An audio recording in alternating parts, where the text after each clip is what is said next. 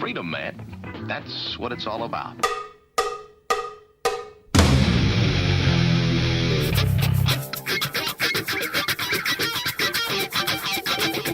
You've got to groove on freedom, like the good book says.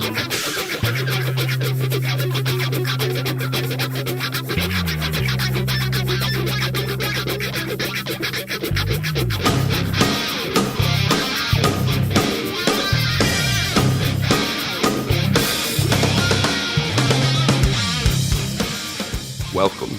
You are listening to What on Earth is Happening.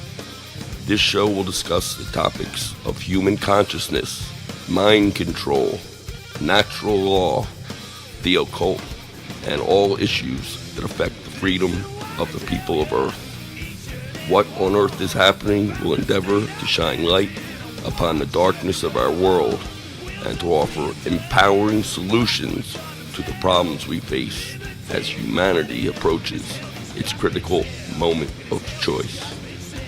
And now, here is your host, Mark Passio.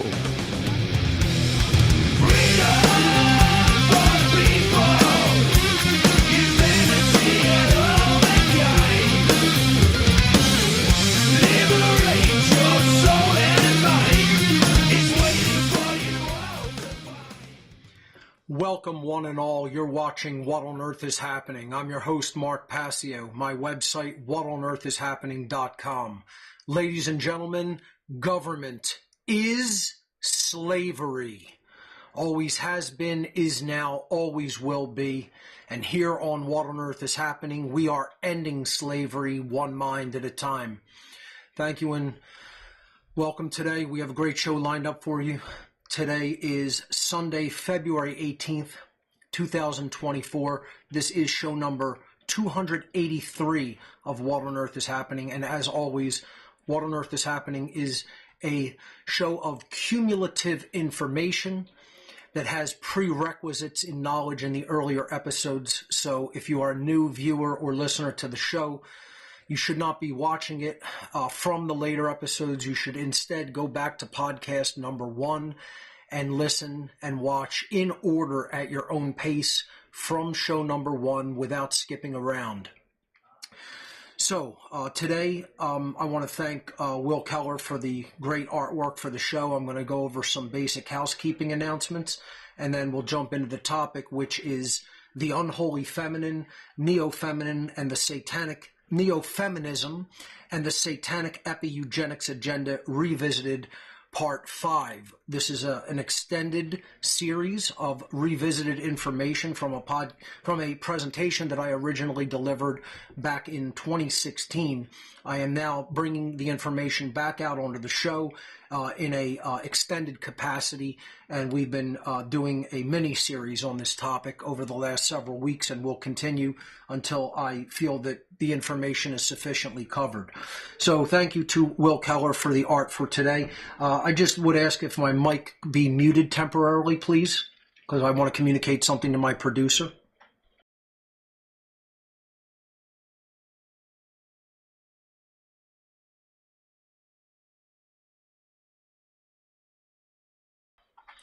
All right, thank you. Let's jump into some housekeeping announcements before going into the material in earnest. We are back on a 3-hour live show format this year from January through June. Of course, in the second half of the year, I teach the How to Become the True Media seminar, and I go on hiatus for the live show during that time period. So we are back on this 6-month schedule with a 3-hour format with my producer in-house. We are also simulcasting now live on 10 platforms: whatonearthishappening.com, the One Great Work Network at onegreatworknetwork.com, and on the following social media platforms: Telegram, Twitch, YouTube, Facebook, X, Rumble, Odyssey, and DLive. So very happy about that simulcasting setup that we have going this year. How to Become the True Media 2024 seminar is racing toward us.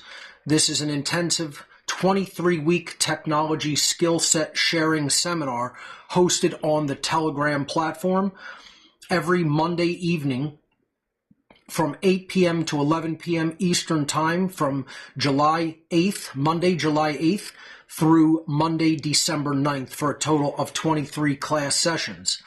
I'm going to go to the howtobecomethitruemedia.com website to tell you about all of the skills that we teach in this great seminar.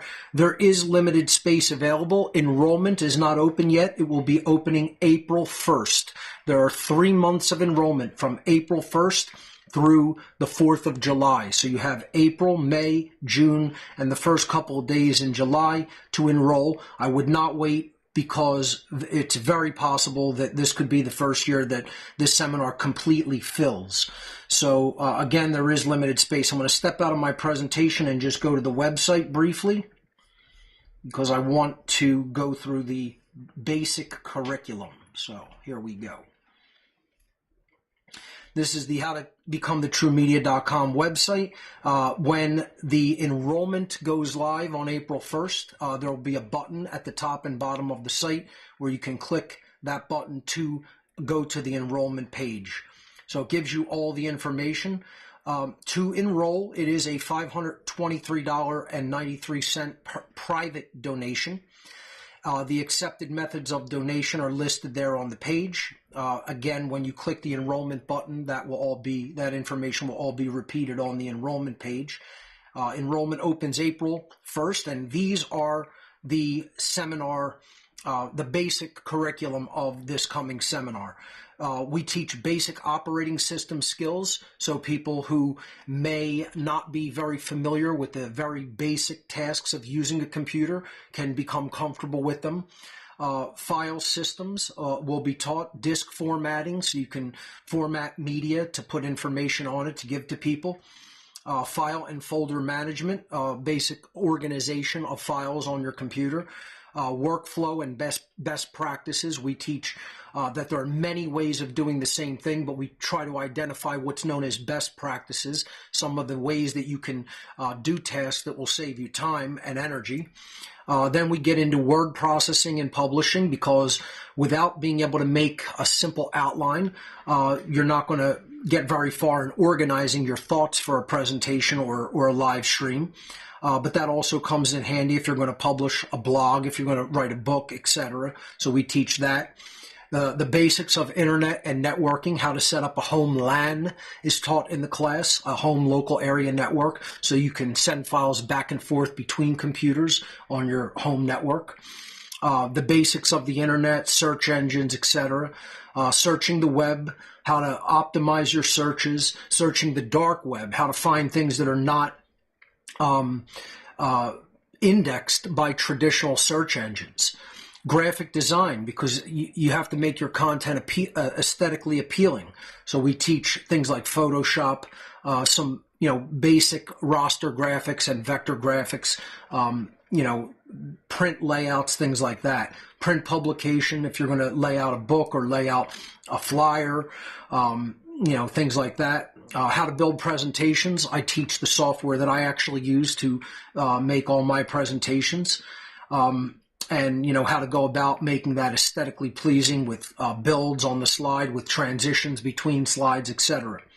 Audio and video editing and publishing, because if you're going to do a podcast, you have to understand those things. If you're going to make an audio-only podcast or a video podcast, or you're going to do things like making a film or a documentary. We teach live streaming, how to do a live show like this. We teach basic web publishing, the very basics of the building blocks of the web, and then how to go about practicing making a website on your own and then eventually publishing a website. We teach basic internet sharing and collaboration if you're going to, work with people and collaborate with others online. And we teach all of the equipment, the hardware that you're going to require to do these tasks. And I show you the equipment. We talk about the kind of equipment that you should look at to buy, the basic price range that you want to look at, and how to identify good equipment online. So it's a private seminar, open to those who enroll and make a private donation to attend. Each private donation is for one student only. Each student should enroll separately. There are no enrollment discounts, no donation plans, no partial enrollment donations, no date extensions on the enrollments for this seminar. Please don't ask for those things. I try to keep it fair for everyone, so everyone basically is, goes through the same enrollment process, and there's no favors for anyone.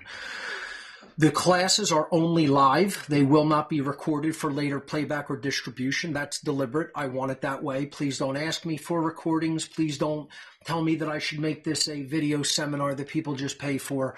It's supposed to be a live interactive seminar each week where we get to know each other, where people ask questions, where I answer questions in real time.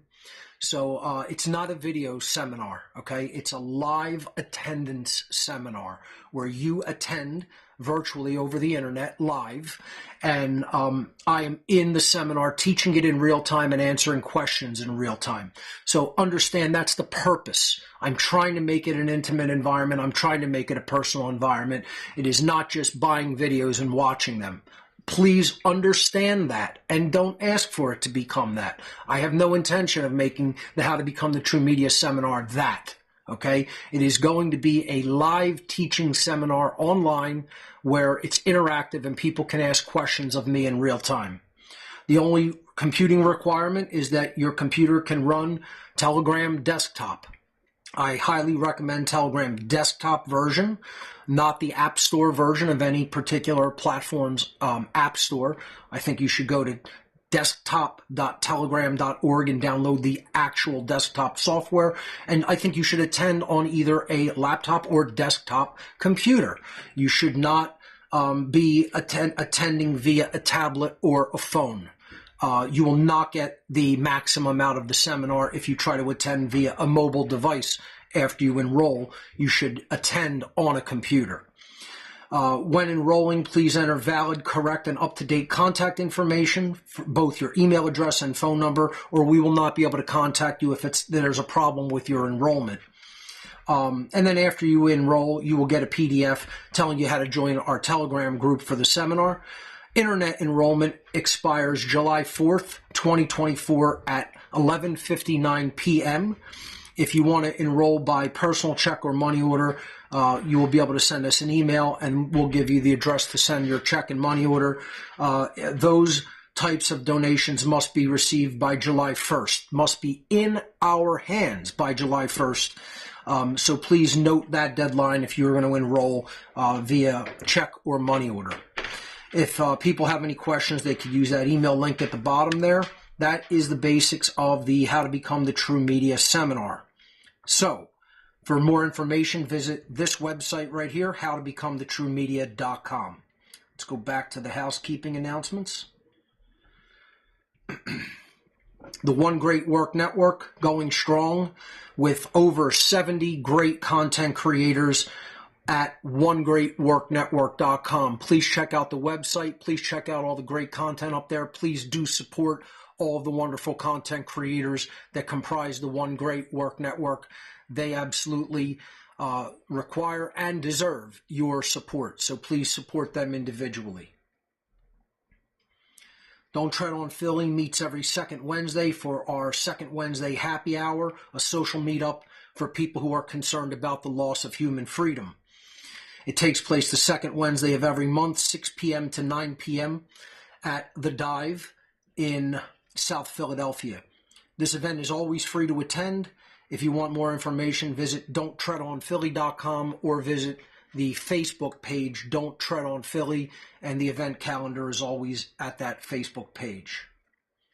Inquire and Inspire documentary movie nights take place the third Thursday of every month, 6 p.m. to 9 p.m. at Arnold's Family Fun Center in Oaks, Pennsylvania. This event is always free to attend. They showed a phenomenal documentary this month, just this past Thursday, called Into the Weeds, which was about the destructive health effects of glyphosate, specifically in Monsanto's Roundup product, which is absolute poison. for the human nervous system, for the entire body, and is a known carcinogen. And they got away with selling that direct to the public and direct to farmers for decades. And it's still sold in the agri industry, unfortunately. But it was a very powerful documentary. I had not yet seen this one. I think it was one of the first ones I did not see. And just brilliantly done. I highly recommend it to anybody. Very intense film. Into the Weeds, it was called. So Inquire and Inspire each month always shows incredibly eye-opening documentary films like that. Always free to attend every third Thursday of the month in Oaks, PA. For more information, visit their website, inquireandinspire.com. The What on Earth is Happening IPFS project is still ongoing. For more information on how to take part in our IPFS project to get my information out there in an uncensored way, you can visit whatonearthishappening.com/IPFS. To call into the show via Telegram, you can visit whatonearthishappening.com/call. There you will get our Telegram call-in room, and you could listen in that way, or you could just wait in the queue for me to take your call. I don't know if we'll be getting to calls today. Some of these shows I may interrupt the regular process and take calls. It depends on how the flow is going with the slides. I have many slides to still get through in the material that I'm currently covering. I'd like to say that maybe later this season, one of the topics I really want to discuss and talk about is technology. Another topic that I want to discuss and talk about is martial arts. And again, I have a lot to say on both of these things. I think they are things that people really need to understand and utilize. If you're not actively engaged in either one of those, you should be. And I want to talk about more why technology is so important to learn. I want to talk about more why martial arts is a skill set people should have under their belts. And I really want to talk about my take on the martial arts and my personal philosophy regarding it, because as I get a little bit older, I really think the time is short for me to really get more involved in martial arts in a physical capacity. But I really want to do something like maybe potentially open up a martial arts program or school with really skilled instructors. And maybe even just something that's private, that is a private seminar, because I don't think there is a complete martial art as of yet. And I think the missing component or ingredient of true martial arts, as opposed to what I call pseudo martial arts, is natural law. The understanding of natural law is sorely missing in martial arts today. I've attended many martial arts seminars, and I find them extremely lacking outside of the skill sets that they teach. The philosophy is highly lacking. In just about every place that I've ever gone to meet with martial artists, attend seminars, practice, the techniques, even if the techniques are there and perfect, the philosophy is missing. And the biggest part of the missing aspect of the philosophy of martial arts, which should be there and is not, is the understanding and incorporation of natural law into the martial arts skill sets. And that's where I feel I could create the world's most complete martial art, regardless of what it would be called. If it would be called anything, it would have natural law as the foundational basis of the entire mentality. And then upon that, the techniques would be built. But, you have martial arts that I consider are laughingly called martial arts programs, because any martial artist that just takes money and then teaches skill sets as long as money's coming in, as far as I'm concerned, that's a pseudo martial art. If you're not vetting people for their understanding of natural law first, before even accepting them into any program, then you're not doing the world a service. And to me, that means you're a pseudo martial artist, not a genuine one. So this is something I want to talk a great deal about at length in the future. And we'll probably make that a series here on What on Earth is Happening at some point. The ARC 2.0 offer is still on the table and will be offered in perpetuity. As long as I'm doing this work, the ARC drive will be offered. The ARC offer is a storage device that you send to me, and then I will ship it back to you filled with over 26,000 audio files, almost 10,000 digital books, and almost 3,500 digital videos, all from my own personal archive of research gathered over the many years and copied onto the storage device that you provide. For more information on the ARC offer and the shipping instructions, go up to whatonearthishappening.com/ARC, A-R-K, and you can get the shipping instructions after filling in the form with your correct information. Again, the ARC offer is not anonymous. People want to be secret agent man and fill it in with all phony information. That's not how the ARC works. It is not an anonymous offer.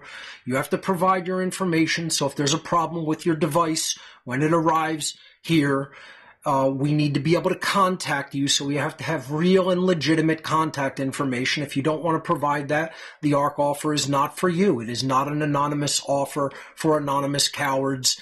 It is a genuine offer for genuine people that want this knowledge, and you would have to provide your real information to receive it because, again, you're sending your property to me. If there's a problem with your property, we have to inform you and let you know what happened, so we have to have your genuine contact information. That's how the offer works. If you don't want to do that, then do not reach out to me for the ARC drive.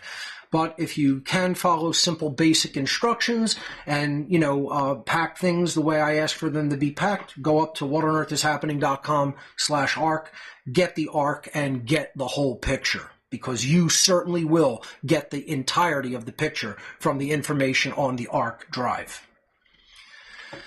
For hard copies of any of my work, visit gifts.whatonearthishappening.com. I want to say about gifts, we really need your support through the gifts area of my website. If people do not use the gifts area and order things from there for, via a private donation, and then we send you the gift that you donate for, it's very difficult for What on Earth is Happening to continue to operate. There's everything up there from my One Great Work collection drive, which is the complete archive of all of my work, every one of my presentations, every one of my videos, every one of my interviews, all in one solid state drive, beautifully packaged. My natural law documentary is up there, all my presentations that I've ever delivered on flash drive, on DVD, men and women's t-shirts, coasters, stickers, buttons, keychains, just about everything you can imagine up there. And also technology donations, which I want to go over and give an update. I'm going to do this every week until the tech donation is provided for, should it be. So let me go to the website and just show you this aspect of it. In categories here on the main page, if you click technology donations, or if you click it here on the categories subsection on the right hand side, it will take you to this page, which will show you technology that we require to continue to operate What on Earth is Happening and One Great Work Network. I have an aging Intel Mac in my office. I want to pick up a Mac Studio. So for items that are very large, as far as how much they cost, this is a $6,000 computer that I want to purchase. We crowdsource fund the technology with crowdsource donations. So I do that through my gifts area. And if you click into that item, you'll see the description, a donation toward a Mac Studio from Mark Passio. Here's the description. You could donate in $50 increments, anywhere from $50 to $500. After you choose whatever your donation is going to be, then you could hit add to basket and it will go into your gift basket there. Okay. So this is the description. It is a donation toward a Mac Studio for Mark Passio to be used as his own creative and office computer. This will be the main computer that I use here at What on Earth is Happening headquarters on a daily basis. It's the computer that I will make my presentations on. It is the computer that I will do editing on. It is the computer that I will do any office work upon. So it's going to be my day-to-day computer. Right now I have an aging iMac that is Intel-based. I want to move up later this year to an Apple Silicon-based computer, since the transition to Apple's own silicon chips has been completed, and the Mac Studio looks like it's going to be the option for me. So we have raised so far, out of the $6,000 required to purchase this new computer, we have raised $3,550 so far as of this week. Thank you so much for all of your wonderful and generous donations. That goes for everyone who donated over the years in any way to the What on Earth is Happening, One Great Work Network, and How to Become the True Media projects. Thank you so much for your kind and continued donations. So that's where we're at with the donations toward the Mac Studio. Please help out. We are over the halfway mark now. So thank you. Let's go back to the housekeeping announcements. If you just want to make a straight donation to help the What on Earth is Happening, One Great Work Network causes, visit whatonearthishappening.com/donate. Many ways to make a donation, including Cash App, GPay, Wise, Zelle, check or money order, 9 different cryptocurrencies, and our Amazon tech donation wish list. There is one item on that wish list right now. Thank you to everyone who helped fulfill that wish list and purchased items that we require here technologically for What on Earth is Happening. So that's all my housekeeping announcements for today. Let's jump into the topic of discussion, which is our continuation of the unholy feminine, neo-feminism, and the satanic epi-eugenics agenda revisited and expanded material.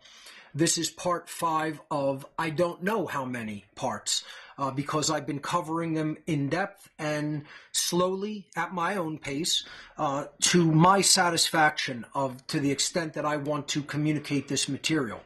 And we left off last week on asking the question, are the likes and preferences that are inside your own personality truly your own?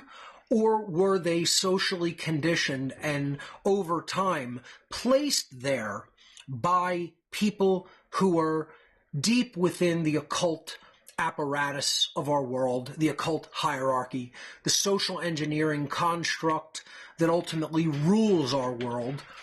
And are they not truly your own ideas? Are they not truly your beliefs? Are they not truly your likes, your dislikes, your preferences? We tend to think of these things as things that just develop in ourselves. And in reality, they are things that other people implant. This is what social engineering is, because it's trying to steer a population toward a certain outcome. And we left last week discussing the social engineer Edward Bernays, who was the nephew of Sigmund Freud, a popular psychologist and therapist. And essentially, Bernays got involved in the occult establishment, and he realized what was really going on behind the scenes and eventually tried to warn some people. He was obviously involved in it himself before realizing that, this is something that is going on that is sinister and is not leading us in the right direction, and perhaps spoke out too late. But he did just openly tell people that this was happening, that social engineering was occurring, that it was part of an occult class of people. It was part of a hidden agenda and a hidden hierarchical structure that operates in our world.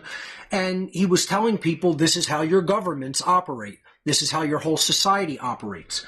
So Bernays said, the conscious and intelligent manipulation of the organized habits and opinions of the masses is an important element in democratic society.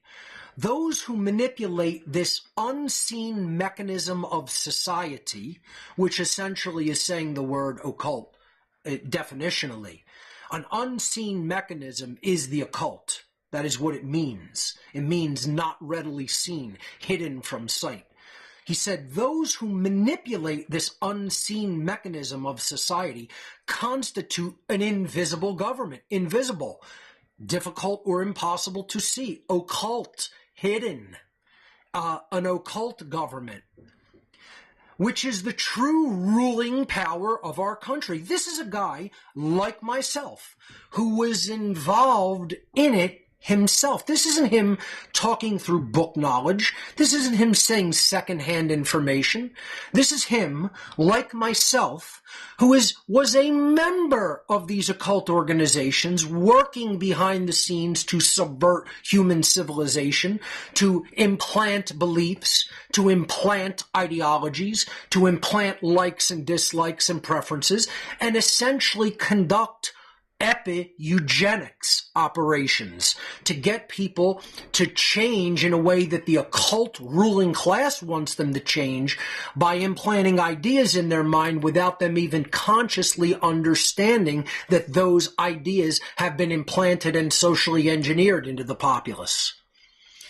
Those who manipulate this unseen mechanism of society constitute an invisible government, which is the true ruling power of our country. And again, to this day, the majority of people in the truth and freedom movements do not ever say the word occult. They do not mention Satanism. They do not mention dark Luciferianism. They do not mention any aspect of what the real world of the occult actually is. They talk about politics. They talk about banking, and they never actually get into social engineering, mind control, occultism, occult psychology. They don't want to talk about those things because that's when people say, that's too far for me to go, and then they tune out, and then their ratings go down, and that's all these people give a crap about is ratings. They don't care about what the truth really is. All they care about is who's actually tuning in, how many clicks am I getting, how many likes am I getting, how's my YouTube channel monetization doing, which, by the way, that's satanic blood money, ladies and gentlemen. If you're a real content creator, you ain't taking YouTube's blood money, okay? Which they're getting from advertisers who people are clicking through to, and is often involved in the big pharma industry and in the weapons manufacturer and contracting industry. It's the industry of death. And if you're taking money from YouTube, you're making money for those industries of death. So demonetize your YouTube channel and bring in resources in a way that is not taking blood money from Satanists and rotten Nazis and rotten communists, because that's what YouTube is. And I'm saying it while I'm broadcasting on their platform, and I'd say it to any person who's in that sick, demented, vile institution called YouTube. You guys are Satanists. You're Nazis, and you're communist trash. And guess what? Just about every person who works at YouTube who might hear me say that, you're proud of all of that. You would go like, yes, I am a Satanist. Yes, I am a communist. Yes, I am a dirty, rotten fucking Nazi. You'd say that proudly. And you deserve the monikers, and you're just rotten fucking trash of people. And I'm using the term people very loosely in that regard. So that's what I think of YouTube. That's what I think of content creators that take fucking money from those rat fucking pieces of trash. Okay? I think I made my opinion quite clear on that topic. So after looking at Bernays' quote here on the left, and the book that he wrote called Propaganda, The Public Mind in the Making, also wrote other books on social engineering. I am asking the question on this slide, what qualities do you find attractive in another person? Is it possible that such likes and preferences could be implanted into your belief system? Just think of that. Is it possible that your likes and preferences are not actually yours? That they were shaped, that they were molded, that they were injected, that they were implanted into your mindset by people you will never meet. You will never meet these people. They are a hidden component of our society, an occult priest class that is socially engineering people for their own ends, their own agendas, their own aims. Is it possible that they have implanted ideas into your own mind and your own belief system. And that's why you think the way you do about many, many, many, many things that you think about. I would say to people, don't believe everything you think.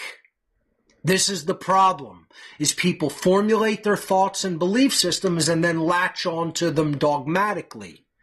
When the belief was implanted to begin with, it was never your own thoughts. It was always influence from other people who you may not even have ever met.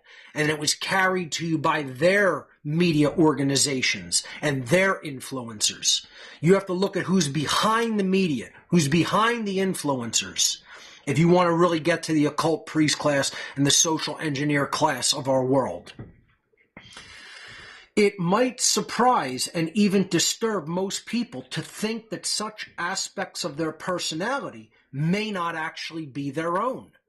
These are things that are socially engineered in most human beings. They are not your own beliefs. They are not your own likes or dislikes. You just believe that they are. And I'm going to get into all the things that I hear from people that I know are socially engineered, because I worked with the social engineers who are injecting those ideas into popular culture. I literally worked with them and heard about all the things that they were going to inject in pop culture before they did it, and then watched it happen years later. These people who I'm talking about, these satanic ruling class, the social engineers, the people who are really entrenched in power behind the ostensible governments of our world, they do not talk shit and then don't actually go out into the world and do what they say they're going to do. Yeah, they talk shit and say, we're going to go out and do this, we're going to go out and do that. But then you know what the difference is between them and other people who talk shit? They actually go out and do it.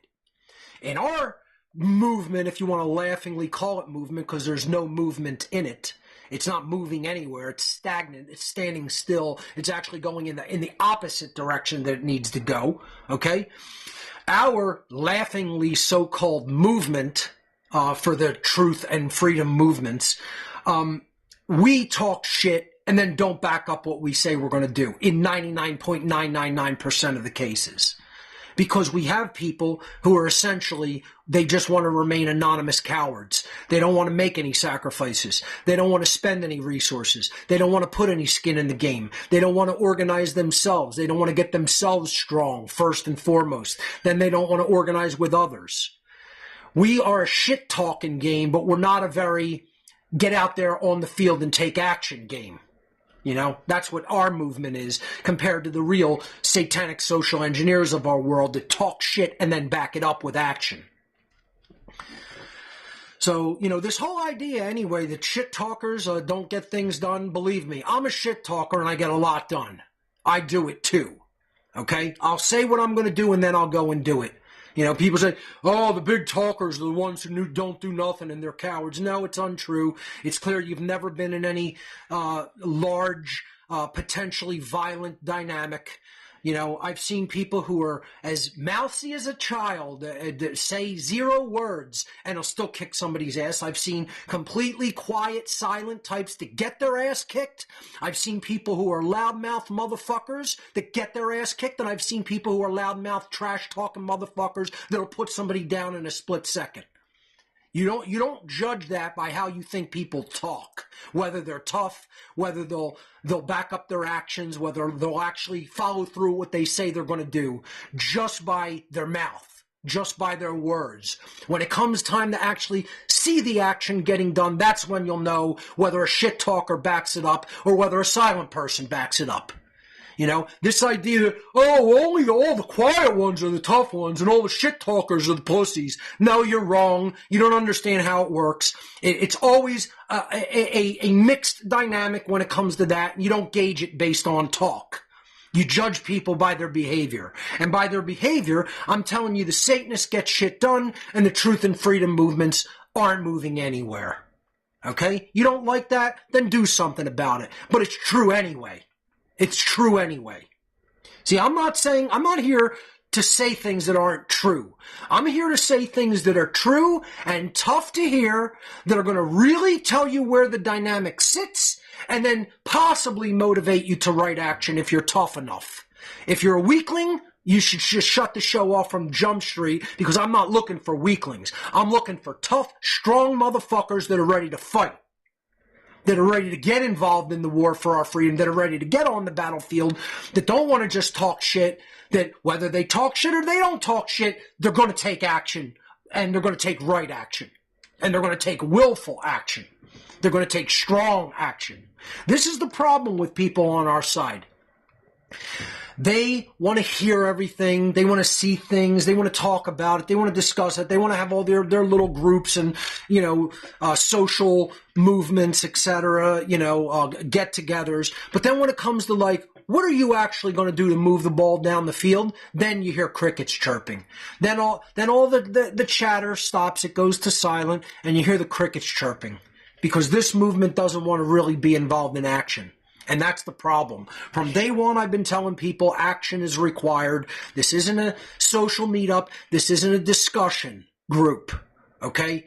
This is something that requires real-world action to get out and influence people, to get motivated and to take action themselves, to learn what's really going on, like a presentation like this that's telling you about social engineering and how it affects your mindset, what you believe to be your own thoughts when they're not your own thoughts. So, most people don't even truly know why they find the things that they find attractive to be so. They don't even understand why that dynamic is in place in their mindset. The same can be said for both men and women. We're not singling out just women in this dynamic. This type of social engineering affects everyone, men and women alike. I'm specifically going to address how this works through women in this particular presentation, however. See, again, this presentation really should be seen in conjunction with the cult of ultimate evil, order followers, and the destruction of the sacred feminine. This presentation was about how the sacred feminine dynamic of the personality is being destroyed in men in particular, namely the order followers of our society, the military and the police. Now, yes, there are women in the military and the police as well, but they're largely male-centric institutions. And the actual physical power and force conducted through them is largely conducted through men. Let's be honest, okay? Yes, women have been brought into those institutions in the last many decades, but it's still largely a male, percentage-dominated institution, both of them.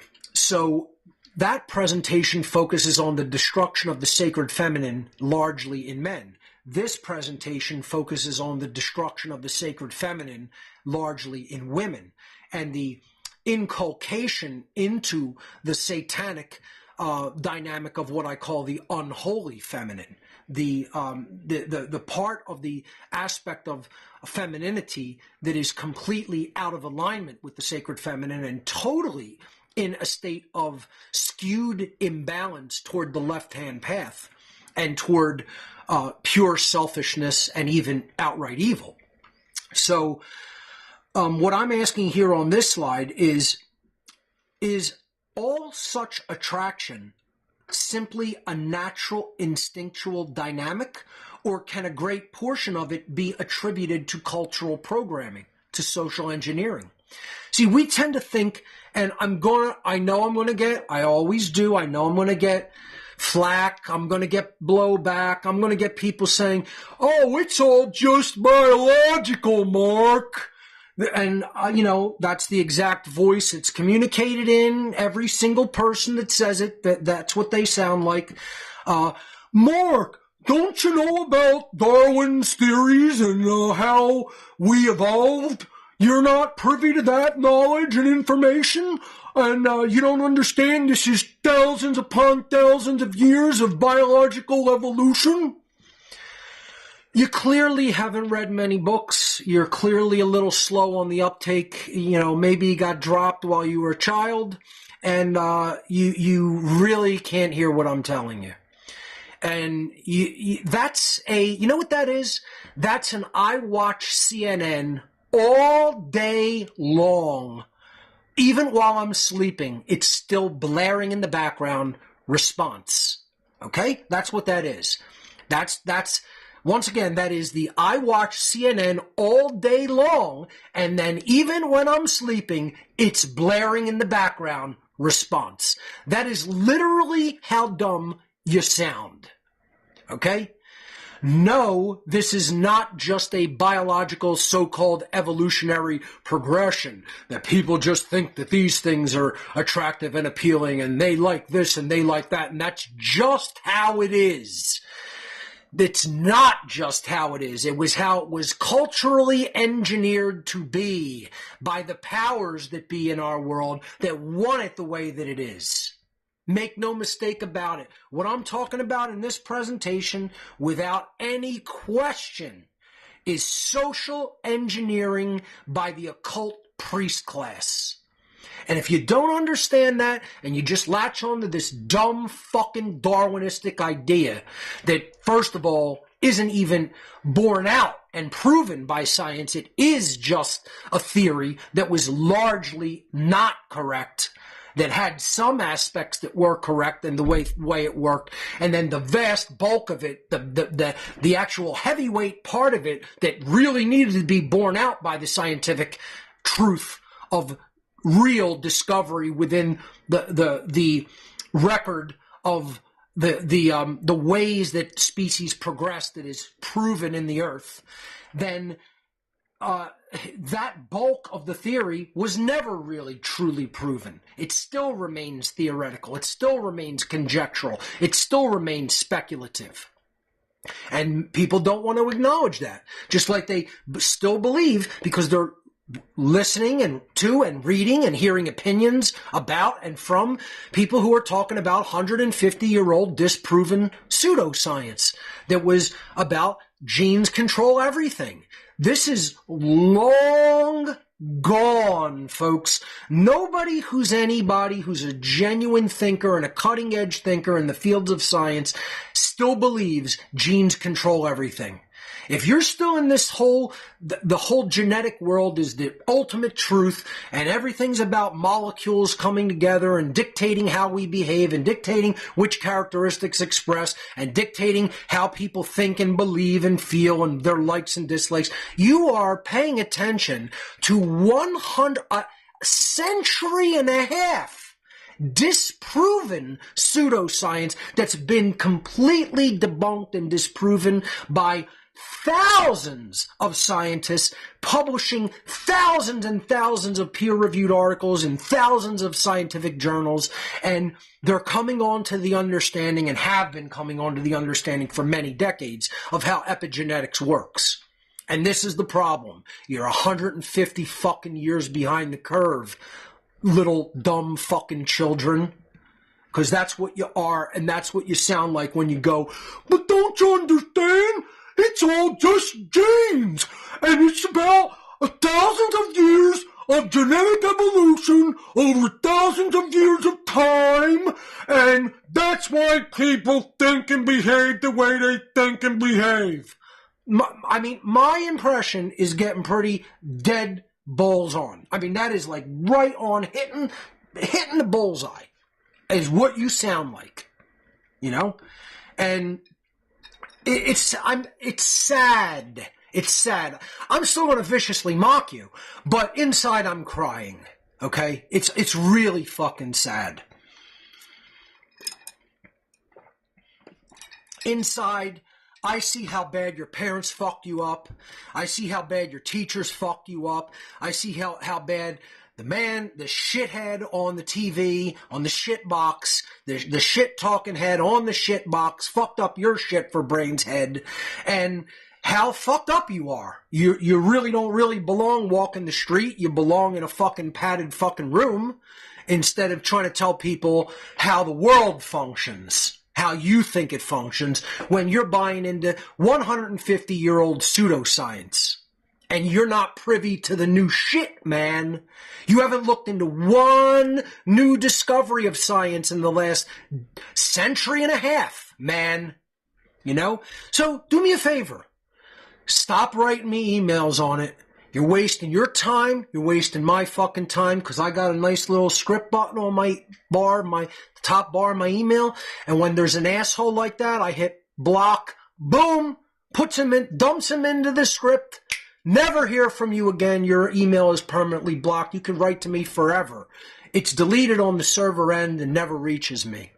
That's how I roll when dumb fucking people keep suggesting dumb fucking ideas that have been disproven for 150 fucking years.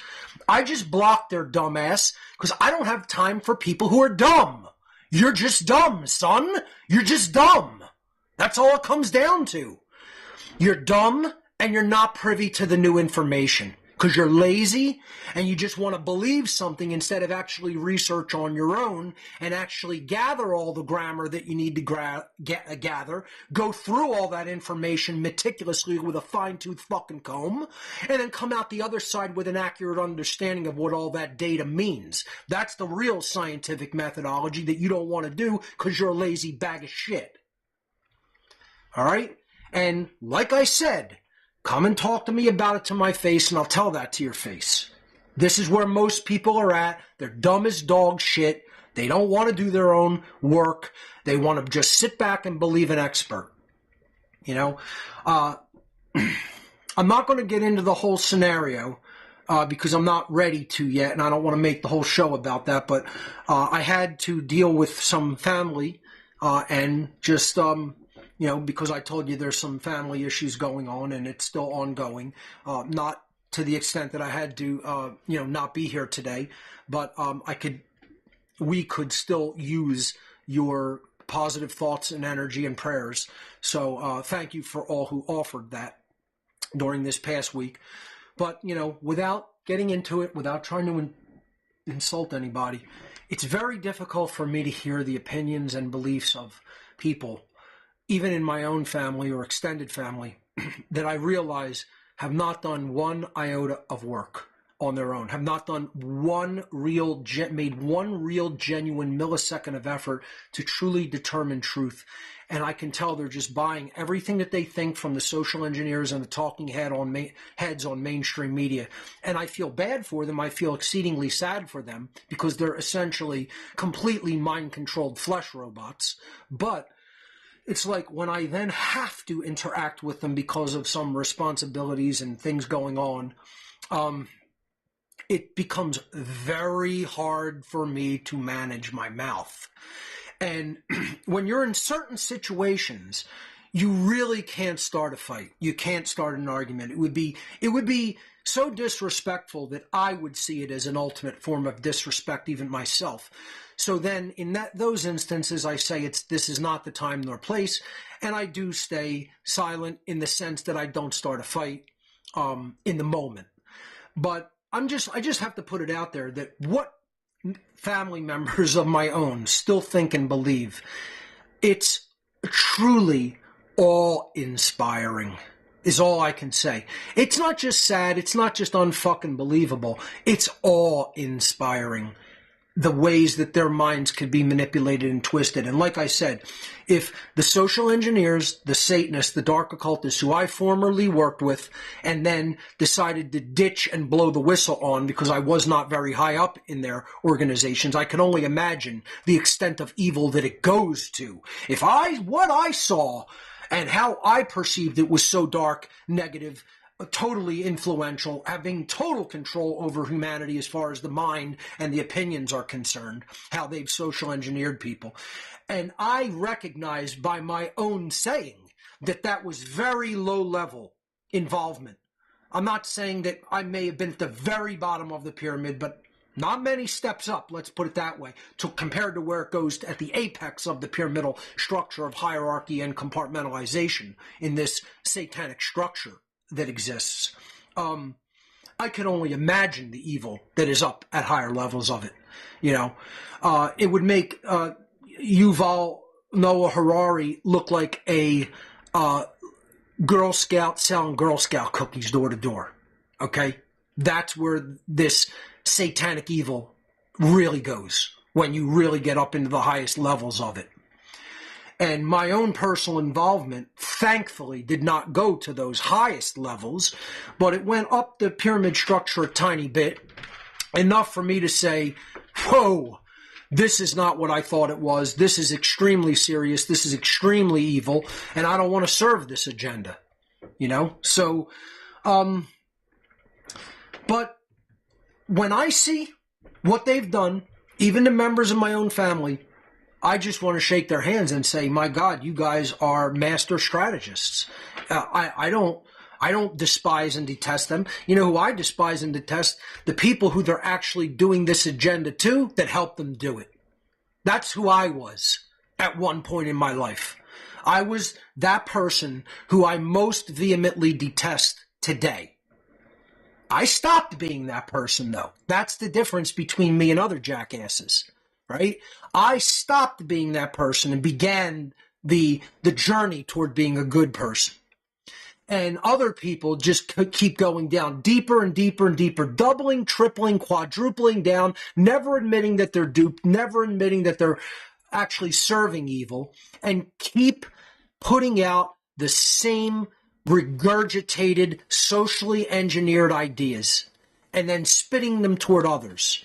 You know, it's bad enough you hold those beliefs. Why don't you just keep the absolute drivel mind control mentality to yourself and just let other people exist in their environments in relative fucking peace? We're already bombarded with shit from every conceivable fucking angle coming at our minds, coming at our brains.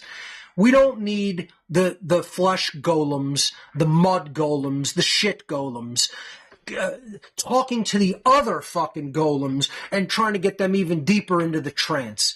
And this is what I even see by people who are close to me. Imagine what's out there. Imagine what just is the drooling member of the fucking population out there and what they think and believe, what they've been socially conditioned and engineered to believe, accept, and think are their own thoughts. So let's start talking about what the social engineers, what the Satanists at the highest levels of the priest class actually want to turn modern women into. And let me tell you something, they don't want to turn them into it. They're not trying to turn them into it. They have turned the overwhelmingly vast majority of women into their model, their version of what they laughingly call a woman in today's society. Now, not to be outdone, they've also done that with men, and we could do a whole other presentation on that. What have they turned men into? They've turned men into puppets. They've turned men into fucking weaklings. They've turned them into people who have no positive, sacred masculine qualities. They've turned them into ATMs for the inauthentic women. You know, they've turned them into perfect slaves that will never resist tyranny. And that's exactly what they want. And who's ushering them into that condition at a deeper and ever-increasing pace? The inauthentic woman, in quotes. Now, I'm going to continue to use this phrase during this presentation throughout the whole teaching aspect of this presentation. If you hear me say the modern woman, women of today, I am talking about this concept in this presentation known as the inauthentic woman. The woman that the social engineer priest class is actually manipulating into existence. They're creating this type of woman's characteristics, creating their personality, giving them their thoughts, giving them their beliefs, giving them their likes, giving them their dislikes, giving them their preferences.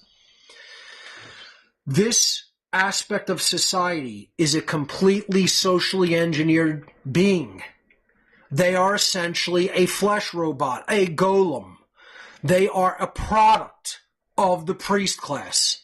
So let's look at the concept and what it means of the inauthentic woman. What I'm going to talk about throughout the presentation and say, overwhelmingly, The vast majority of women today are this. It doesn't mean I'm making a blanket statement. I'm not saying there aren't authentic women that are still in the world. I'm not saying there aren't authentic men that still exist in the world. I'm saying that most women have been socially engineered into this in modern society of today. There are very few, percentage-wise, authentic women. The vast, overwhelming majority of all females on this planet have been turned into this concept, the inauthentic woman. So let's now unpack what it means.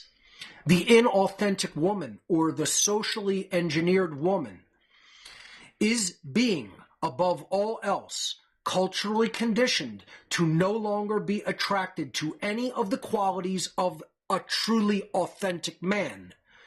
So they're creating the inauthentic man, they're creating the inauthentic woman, and they're telling the inauthentic woman, you must like and be attracted to and want the qualities of and the personality characteristics of the inauthentic man.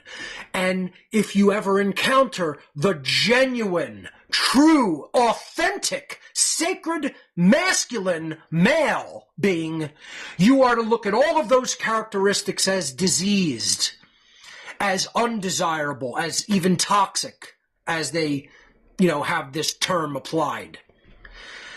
So when the inauthentic woman makes a decision about the way that she's going to interoperate with men in society and then eventually perhaps procreate with men in society, all of the social engineer's desired characteristics and traits are going to come out of her decisions of who she eventually procreates with, and then brings those characteristics down into the next generation of human beings.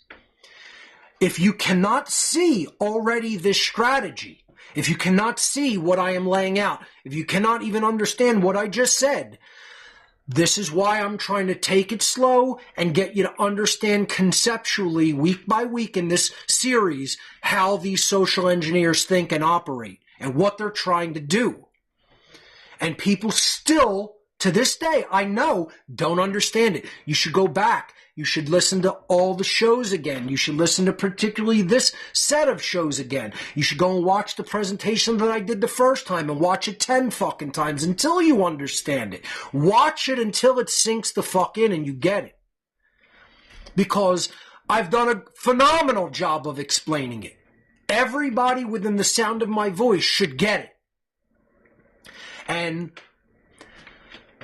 a huge percentage, I'm going to say the majority, proves to me week after week after week after week after week that they don't get it. Or I still wouldn't be this harsh. I still wouldn't be potentially somewhat assholish and mean to people when I'm saying it the way that I say it. If I felt everybody got it, I wouldn't be this pushing the information on to people and being kind of vicious about how most of you aren't getting it.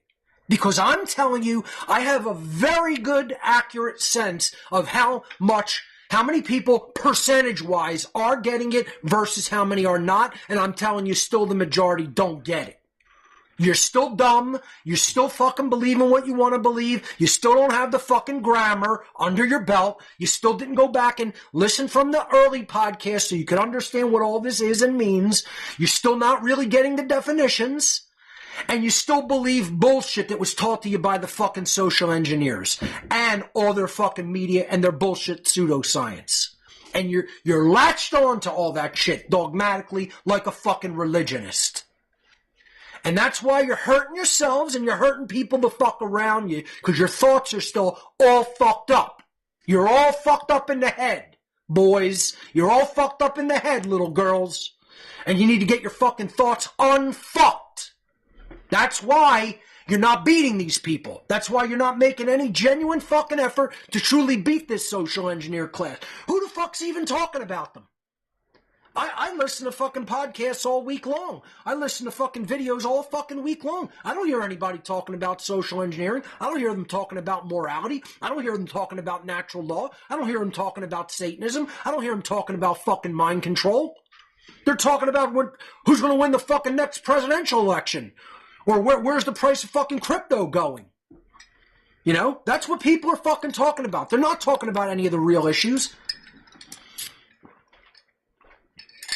Dumb as a bag of fucking liquid diarrhea in a plastic bag full of holes. And that's a pretty fucking dumb idea. And that's how dumb people are. Hey man, listen, I want to carry my acai juice around with me. So can you get me a nice fucking holy plastic bag? You know, just cut it up with some scissors, put some punctures in it, and then let me pour my juice in there. And, you know, I'm going to carry that around with me all day. It's about how dumb people are. You're about that dumb, and the bag full of the fucking liquid shit or the juice, whatever you happen to carry around in it, might be smarter than you. It just might. It still might be smarter. It might not be an accurate metaphor. So, continuing with this idea,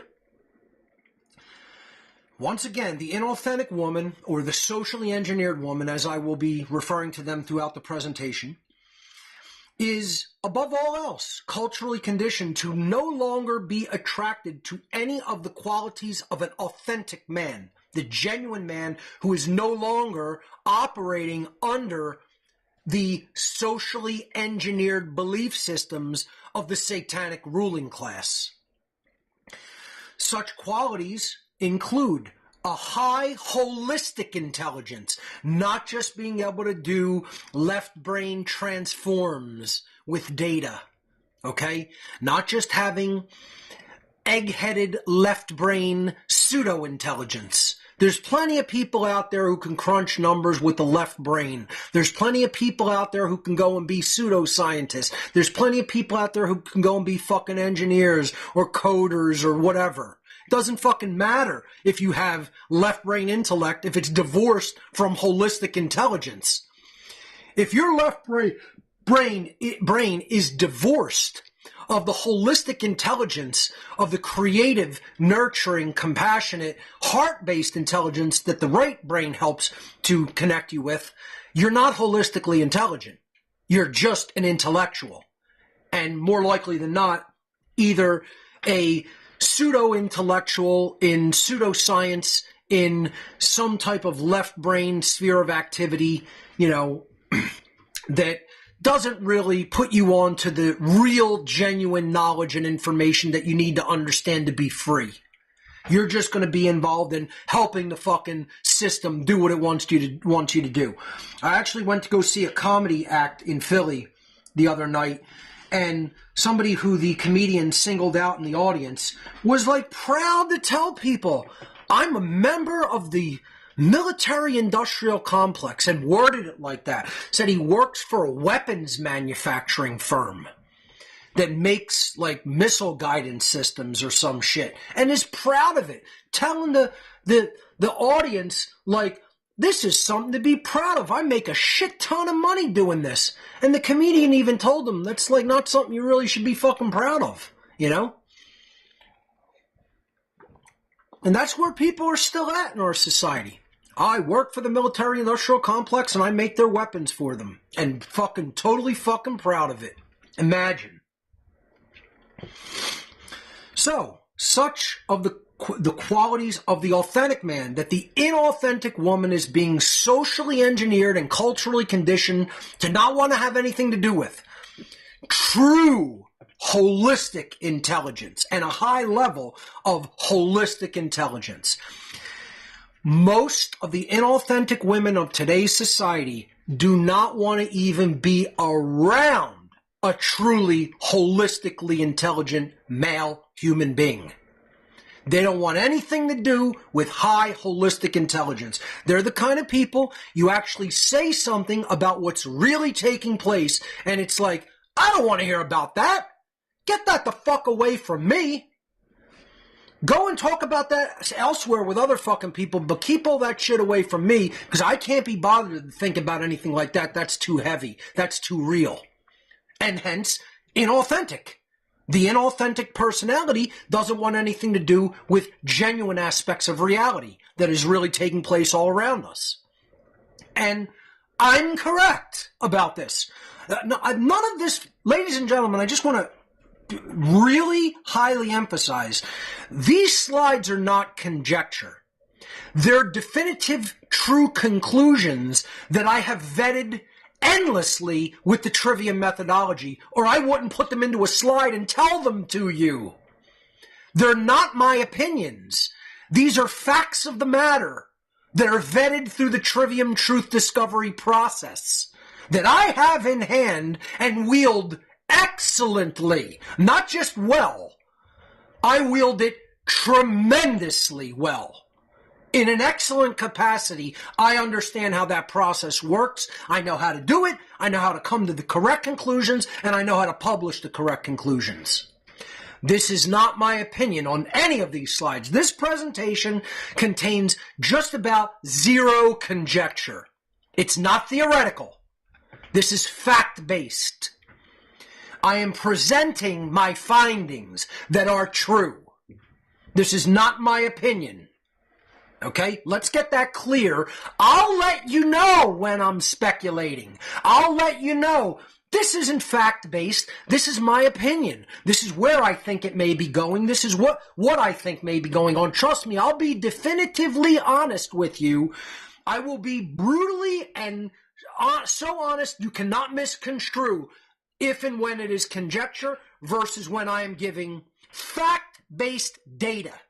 This is fact-based data, not my opinion. So let's go back to it and continue. The qualities that the inauthentic woman is being socially engineered in an epigenetic capacity to want nothing to do with. Keep that away from me over there because my masters told me don't have anything to do with that. Be attracted to this over here, which is the exact opposite. So here's the qualities that they're socially engineered to hate. And this is what I mean by the authentic woman. The woman who is socially engineered to hate these qualities in men in particular.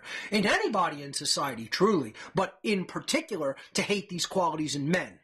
So that they don't breed with men like that. They don't build a familial unit like that. And, of course, they don't pass that down to the next generation. Okay, so high holistic intelligence, not left brain intellect only. High holistic intelligence. Number 2, true confidence and high self-esteem. This is different than an egotistical jerk-off. This is not the same thing as the false alpha male who is just high on himself and full of his own bullshit and is really a piece of dirt. Okay? This is true confidence.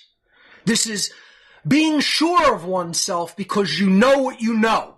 And you're correct about knowing it. You don't just think you know shit and you're actually a dumb bag of shit. Okay? That's what I mean by the egotistical jerk-off. Who thinks his shit doesn't stink, who thinks that he's always fucking right, never made a mistake, and he's a mind-controlled dolt himself who is still under the same social engineering that the women who like him are under. Okay? No holistic intelligence and is not truly confident. You scratch the surface of that confidence and then it's all fucking dog shit underneath. Okay? It's all trying to pour perfume on a pig, as Roddy Piper said in They Live. Okay? There's nothing there of substance underneath once you scratch the thin veneer off. There's not really true confidence or true self-esteem. They're actually truly a self-loathing being that is trying to make up for that with false bravado and false confidence. Okay? And that's who the inauthentic women will run to. They'll run to that egotistical jerk-off, but if there's true confidence and someone says, no, I really do have a lot of high-level skills. I really am holistically intelligent.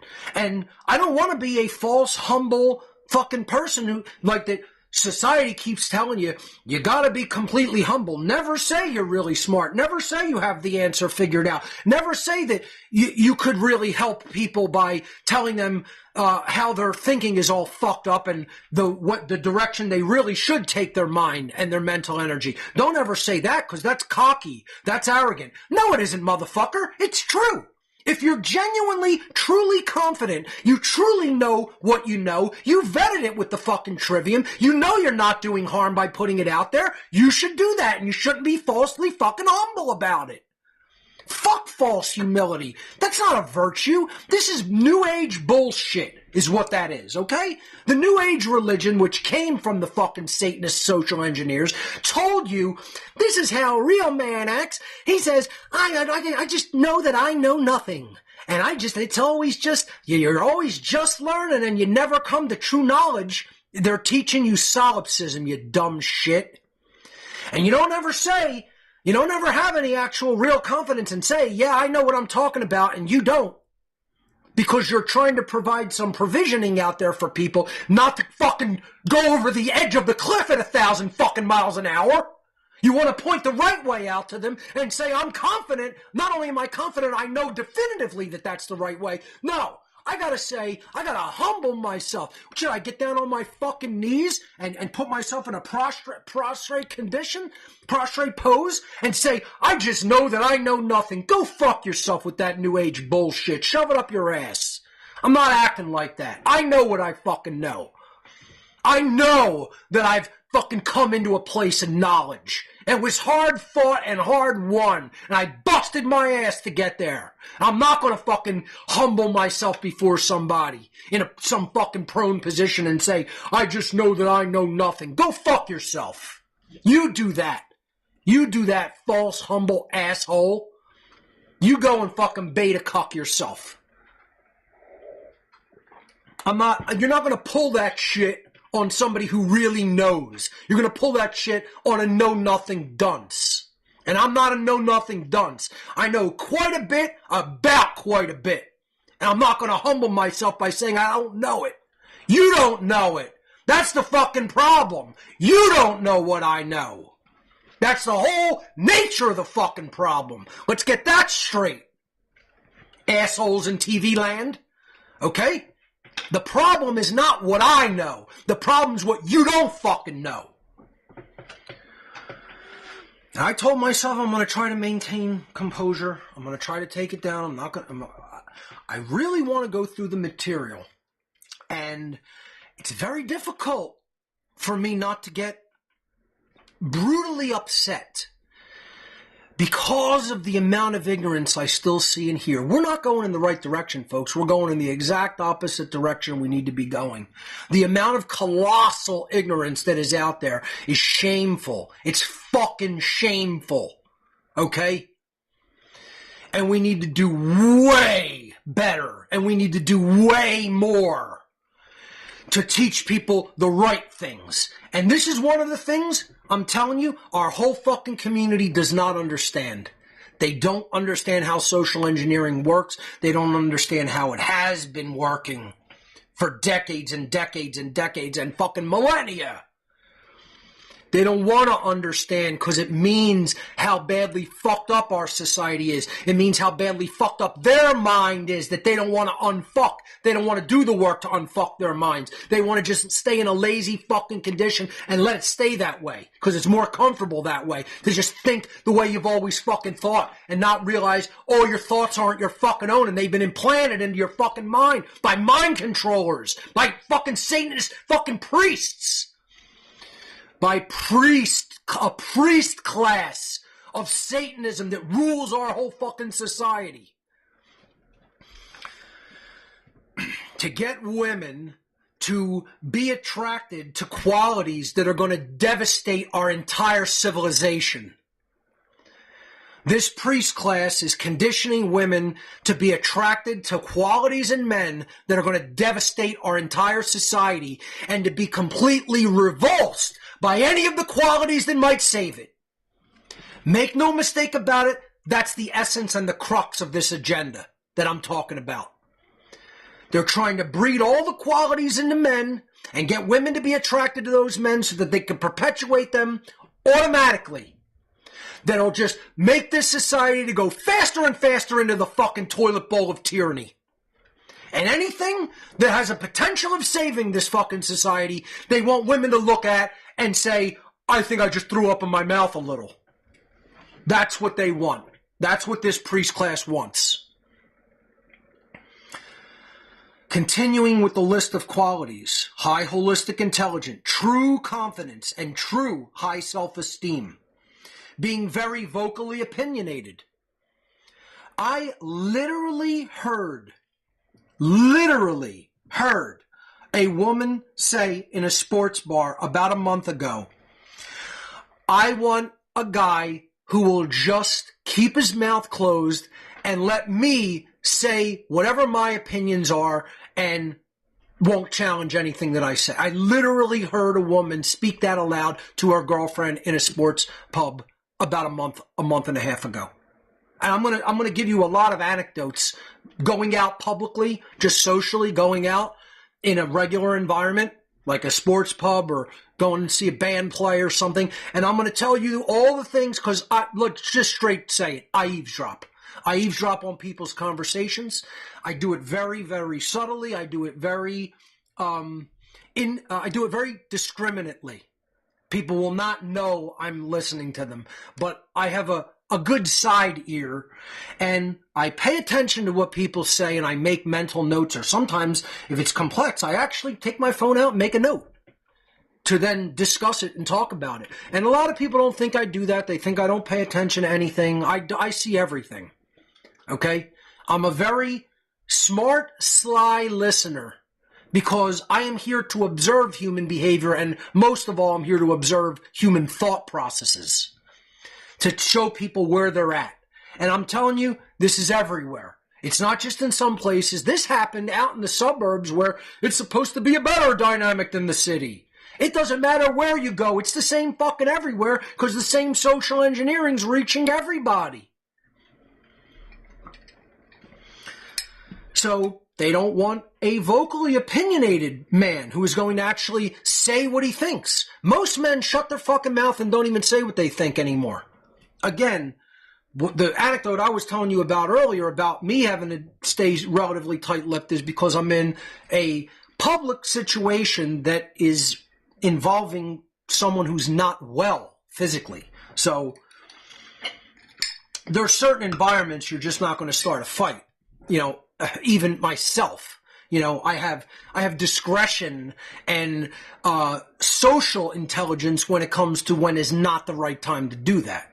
Okay? But most people do it all the time. They just shut up. They never speak out. They never challenge anybody's ignorance. If this happened on the street or in the fucking parking lot, the earful that I would have unleashed, you know, it's just like, it just happened to be in a place where I feel it's inappropriate to do that. But most guys will just shut their mouth and go along because if it means, oh, I may, you know, have a chance at you know, a physical encounter with this woman later, I'm just going to keep my mouth closed and let her say any ignorance that I want, not that she wants, and never give my own opinion about this person being wrong, being culturally conditioned, holding an opinion that is completely, you know, dogmatic and wrong.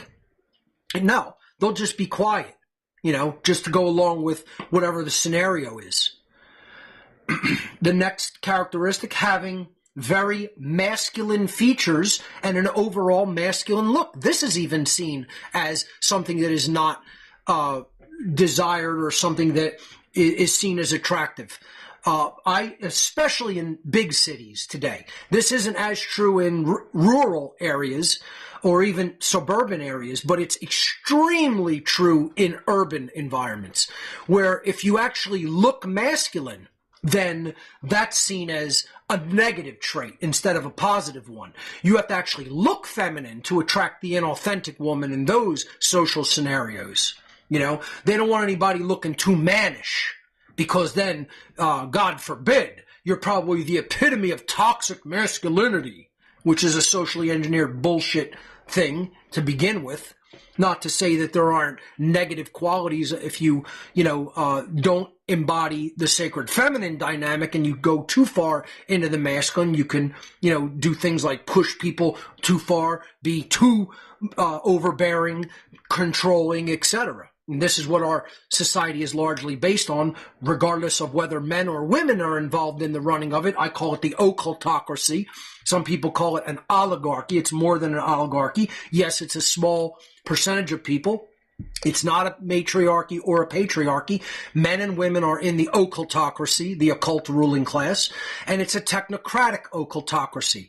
They're technocratic wizards. They do the social engineering that they do through technology to propagate the ideas that they're going to put out there epigenetically to then make society change in the direction that they want it to change. That's the whole epi-eugenics agenda, and it's conducted through a technocracy that is also an occultocracy. The occult technological ruling class. That's who runs things. That's who this whole mechanism is directed by. And again, they want most women, the inauthentic women of our society, responding to a man who actually has masculine traits and characteristics and carries himself in a masculine way. They want that seen as, that's horrible. Keep it away from me. I want a totally effeminate guy. I want a guy who is that like beta cuck, effeminate, talking with a lisp type guy. Okay? So that's another quality they're trying to eradicate. Another quality is independence in a male. Somebody who is, just values freedom, wants to be independent, doesn't want to be a cuck on a leash, and just led everywhere, by the woman who's leading him. He wants to be his own man. He wants the woman potentially that he is around or with to be their own woman. He wants freedom and independence. He doesn't want one dominating the other. And he certainly doesn't want to be led around on a leash, And this is what, again, most women are culturally engineered to hate, and they're culturally engineered to want the opposite, which is a man that they can just walk around on a leash. Years ago, I literally heard a woman say, I'm not really for slavery per se, but I am for men being my slaves. Literally said that aloud, and was not joking. Was not saying that tongue-in-cheek, wasn't saying it facetiously. Actually looking at her friend in the face, not knowing that I'm listening in, said it right to her friend in a totally serious voice, not joking around, not laughing, no ha ha ha ha afterward. Said, as clearly as a bell, I heard her say to her friend, I'm not really into slavery per se, but I am into men being slaves for me, to me. I want them to be my slave. Imagine this. And we think we're going to get out of this situation. We think we're going to beat these social engineers.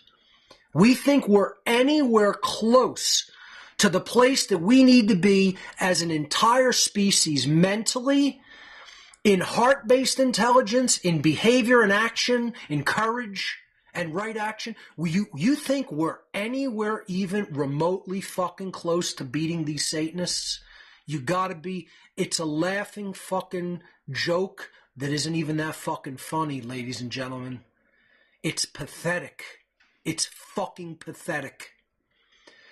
And I'm telling you, I'm going to have more anecdotes and possibly even a social experiment coming. We'll see what happens. The next characteristic that they're conditioned to hate is a rebellious attitude toward authority.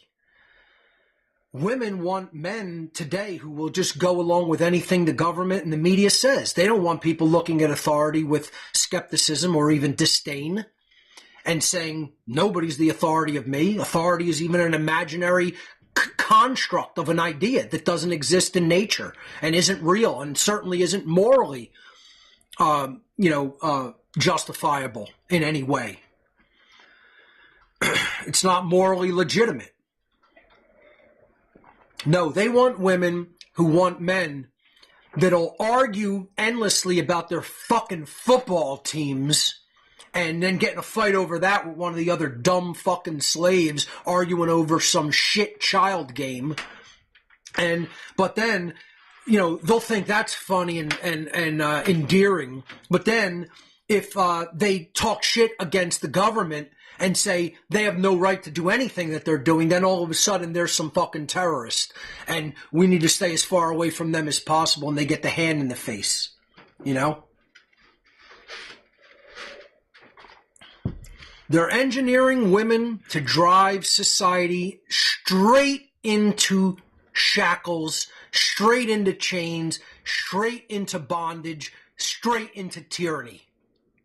And believe me, this plan is working perfectly. It's not only working perfectly, it's accelerating in the modern day.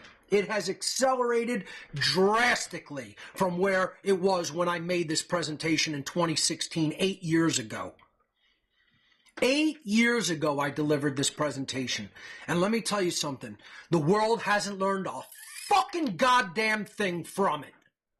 Not a fucking thing. What did I bust my ass for fucking months to even make this fucking presentation for, is what I ask myself. That's why I'm re-delivering it and trying to smash it into people's fucking mud monkey brains harder. But all it's doing is, it's like splattering shit with a hammer. Because that's all that's in there, man. That's all that's fucking in there. You could pound it all day long with a fucking jackhammer and all you're doing is splattering shit. That's the sad fact of this fucking matter. People are no different today than they were 8 years ago. As a matter of fact, they're drastically fucking dumber. And I think delivering this again is going to get people to understand it. They're beyond understanding. But I'm still going to tell the truth is how it's going to work. See, doesn't matter whether you understand it. It's still true, dumb fucks. It's still true. See, the truth is independent of you or I. I had people telling me, Mark says he doesn't do this for people. He does it for the truth. But there wouldn't be truth because you'd have to communicate it to people. People have to understand the truth, or otherwise it doesn't exist. Wrong! Wrong! The truth exists independently of all of us and would exist whether we're here or not. And for people still not to understand that is unacceptable and means you're not getting what I've been laying out here for 17 fucking years.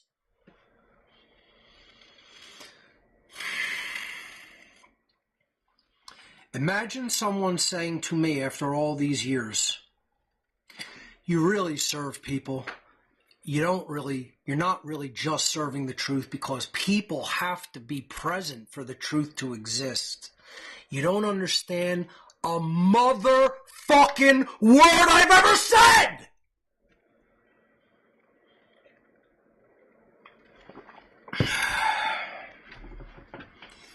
And then people wonder why I'm so fucking angry. I've been wasting my life for 17 fucking years, and the morons out there still can't hear a word I've ever said!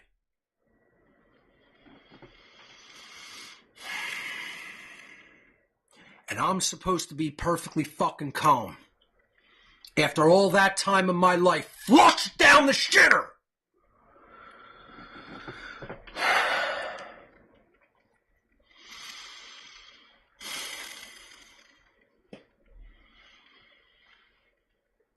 The next characteristic, the last one that I'm listing, placing a very high value on individual freedom. Women don't want that. The inauthentic woman doesn't want that because that's dangerous in today's society. And they're so socially engineered that at the subconscious level, they know that to even be for true human freedom, you're essentially putting your life on the line, you're putting skin in the game, you're putting yourself and potentially your family in jeopardy, and they're fucking cowards. Through and through, balls to bones, whether they have balls, don't have balls, think of themselves as a woman, identify as female, doesn't fucking matter. They're fucking cowards. Through and through, in their essence, they have no courage. And they don't want anybody else with courage because all it would do is throw their cowardice into sharp relief, like the fucking loser that they are. And so that's why you got a whole fucking society of cowardly fucking men who won't stand up and speak out. They're ballless fucking cowards because they're chasing the inauthentic woman that wants them to be ballless fucking cowards. Don't you get it yet, dumbasses out there? You don't fucking get it still. And then telling me, I'm for the ballless cowards of the world. I'm here to help them. Oh, yeah. I'm here to help people. Don't you know? But Mark, truth wouldn't even exist if it weren't for people. People have to exist for truth to exist. And then in the next breath, in the next thought, you can't see the Satanism of that statement. You can't see that statement is definitionally, by essence, satanic. You're saying I determine by my existence the truth exists. Think about the Satanism inherent in the thought itself. People determine through their existence truth. Truth doesn't exist unless people exist. Imagine this. This is why this species deserves to be exterminated, and I wish the Satanists the best of luck in their agenda. I wish you guys the best of luck, because quite honestly, you guys are doing the right thing and making this fucking golem species go away. I wish you the best. I wish you the best, because you guys, you're doing what you're charged to fucking do by the essence of what you fucking take into your fucking mind and soul. And guess what? That makes you authentic. The Satanist social engineer class are not inauthentic people. They're who they are. They're absolutely genuine. They know who they are. They act like who they are. They don't pretend to be somebody else. And they're genuine to themselves and their cause. And that's why they're winning. That's why they're actually winning. They can say, we're winning, and mean it and be correct. Our side, you know what our side does? We have nothing correct. We have nothing, none of the requirements fulfilled, and we're still going, we're winning! I have to get it. Jokingly retarded child. It's got to sound more like Ralph Wiggum on acid. Because that's what it is. The truth movement is Ralph Wiggum, and not even on acid. Forget that. Because that is, LSD 25 is a helpful psychedelic compound if used in the right context. So let's not even say it's retarded ass Ralph Wiggum, who's the son of a dumb fucking fat cop, on Tide Pods. I mean, that's Ralph taking the Tide Pods and popping them like fucking popcorn, and then saying, with his hand up his nose to his elbow, we're winning! That's our side. That's the truth and freedom movement. You guys are you're a Tide Pod drunk. You're a Tide Pod high Ralph Wiggum with his hand, with his arm up to the elbow in the fucking nostril, screaming, we're winning. That's how dumb you guys look and behave. Is that contemptuous enough? Did I express my contempt? I mean, I really want to get the contempt across here, folks, so I hope it's coming through to viewers out in internet land and TV land. I hope the contempt is trending. Is the contempt trending? Because I hope that it is. I hope you're getting that. Okay? Because that's what I think of our side. We have the shittiest team in the whole fucking history of the league. Forget this season. We have the shittiest team in history, and we think we're winning. Retarded fucking joke children is what the people of this movement are. So those are the characteristics. The modern woman is being socially engineered to hate and detest. Let me repeat them. High holistic intelligence, true confidence, true self-esteem, being vocally opinionated and speaking the truth, having masculine features and a masculine look, a masculine personality, being very independent, being rebellious toward authority, and placing a very high value on individual freedom. Now, I probably left out a lot of other characteristics that they're being taught to hate, but taking those into consideration, would you say that those are the characteristics that we need if we're ever going to be truly free?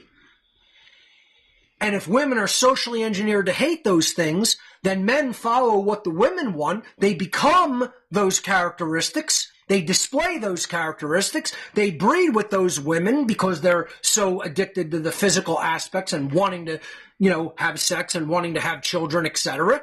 And then the next generations of kids, by rote, just by having parents like that, are going to end up the exact opposite of all those things and have all the characteristics that the social engineers want. That's controlled breeding. That's eugenics. And people are too fucking stupid to see how it works. You're too dumb to see how the chess game that's being waged against you actually operates and how the chess masters are playing you like fucking pawns that you are. Dumbass bags of shit out there. And no, nobody's going to tell me that I don't know what the fuck I'm talking about because I was on this fucking team that's beating your fucking dumb fucking asses. I was on their team. I was helping them beat your fucking ass before I switched sides. God knows fucking why, because I was on the fucking winning team and I defected to the fucking losers. I'm a fucking glutton for punishment that likes losing, is what it is. Because I defected to the team with no chance of winning.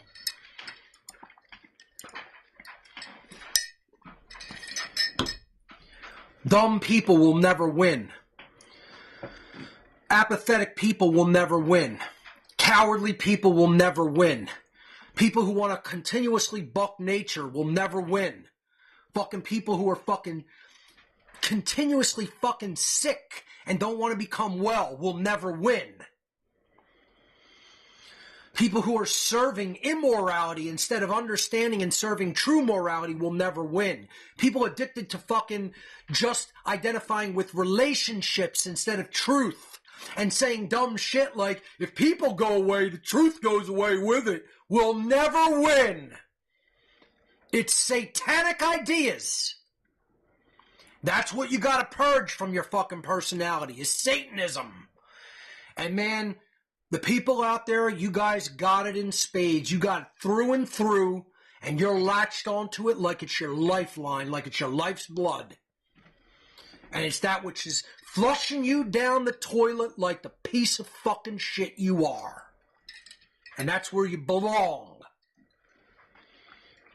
You belong fucking flushed.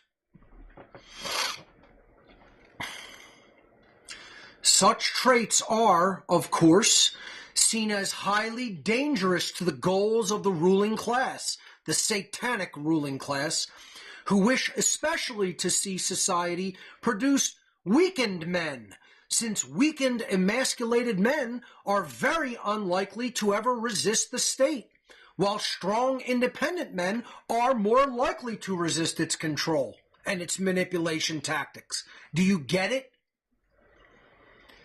They are having people by themselves, through mind control that they inculcate them into, to literally develop the characteristics and personality traits that will actually cull themselves. Imagine this. And imagine 8 years have gone by, and what has changed in society? Do you think people understand this? Do you think this is common sense fucking knowledge? Less people understand this. More people are resistant to the understanding of this knowledge than ever. Not only haven't you learned it, you've become more hardened and resistant and ignorant, and you're more against the learning of this knowledge than you ever were. Because of how fucking socially engineered and fucking brainwashed you are. You brainwashed fucking dolts. Brainwashed fucking dolts. in this whole movement. Forget the culture at large. In the culture at large, it's just absolute fucking mud for brains, people. And even in this fucking movement, the people are all brainwashed about this dynamic. They don't know what the fuck they're talking about regarding it. And they're resistant to learning the truth about it.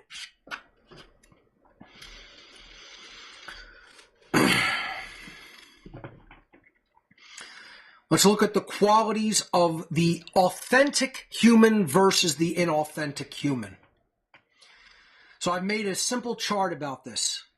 There's 4 categories of inauthentic beings, whether they are biologically male or biologically female. There's the inauthentic beta male and female. There's the inauthentic so-called alpha male and female.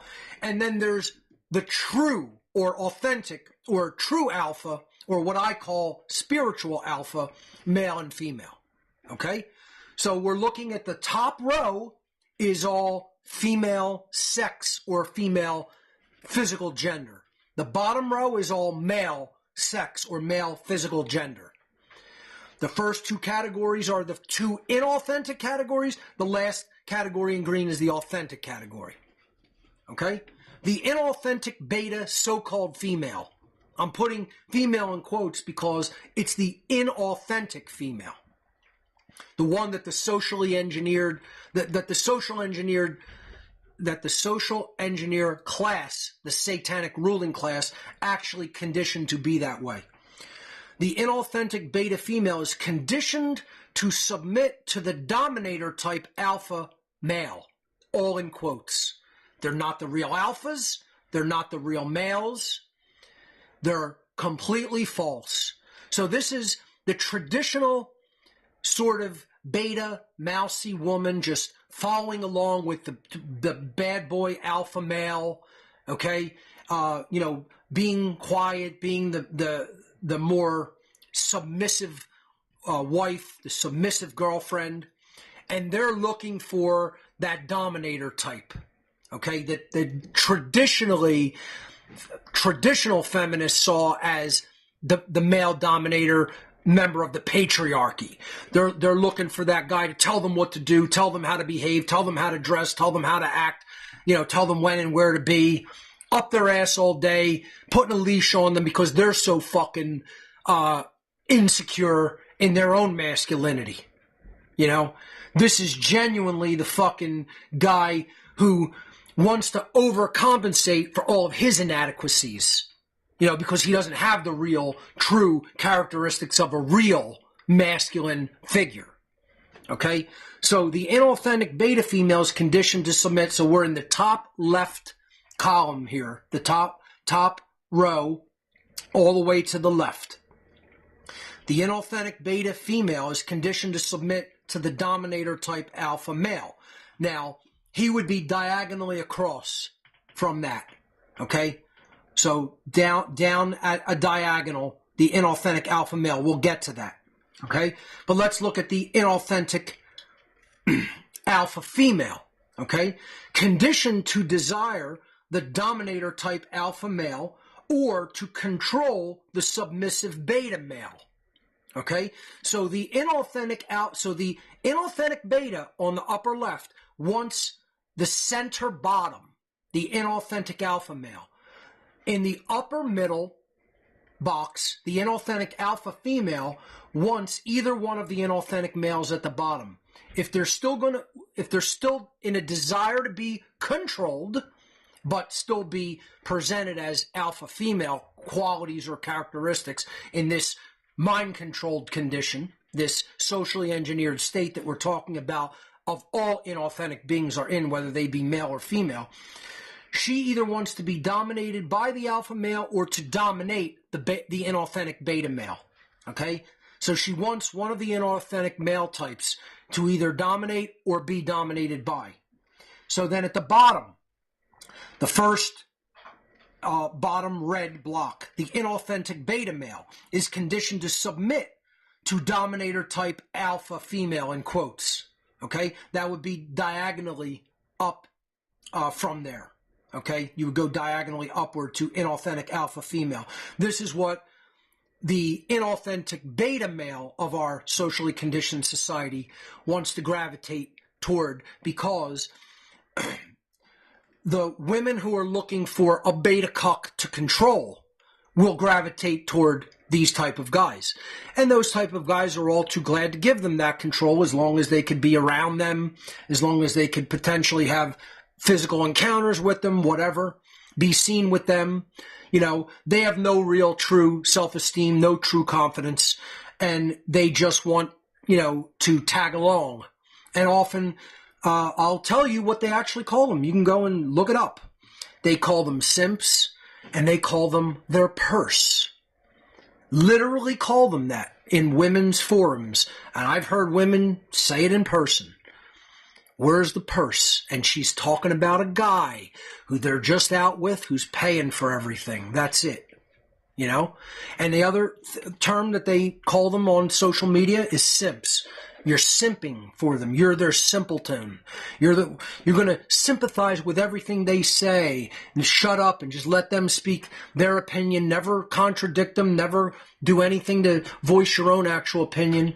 And you're just simping for them. You're just a fucking simpleton. And guess what? The majority of men in our culture are these fucking losers.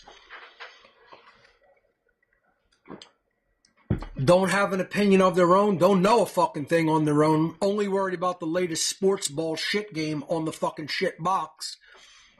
Out fucking drinking, fucking, you know, numb themselves out, burn their fucking brain, you know, do everything that whatever inauthentic woman they're out with tells them to fucking do, you know, as long as they can come along for the ride and be seen with them, you know. Imagine. That's some guy's life. And then people think, oh, well, the traditional alpha male, that's better than that. No, not really. Because it's the same thing. You're just playing the fucking dominator game. You're either trying to dominate, you know, the inauthentic alpha female, or to control and dominate the inauthentic beta female.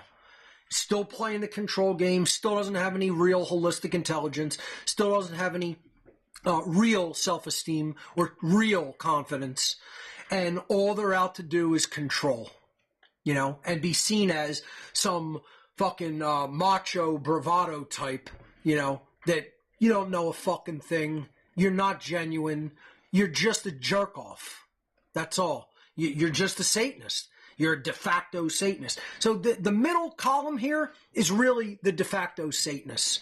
There are people who think they're in the club, who think they're winning, who think that they're the alphas. They think they're the dominators. They think they're the apex of our species. And what you just are, you're a dumb, socially engineered, brainwashed class of fools.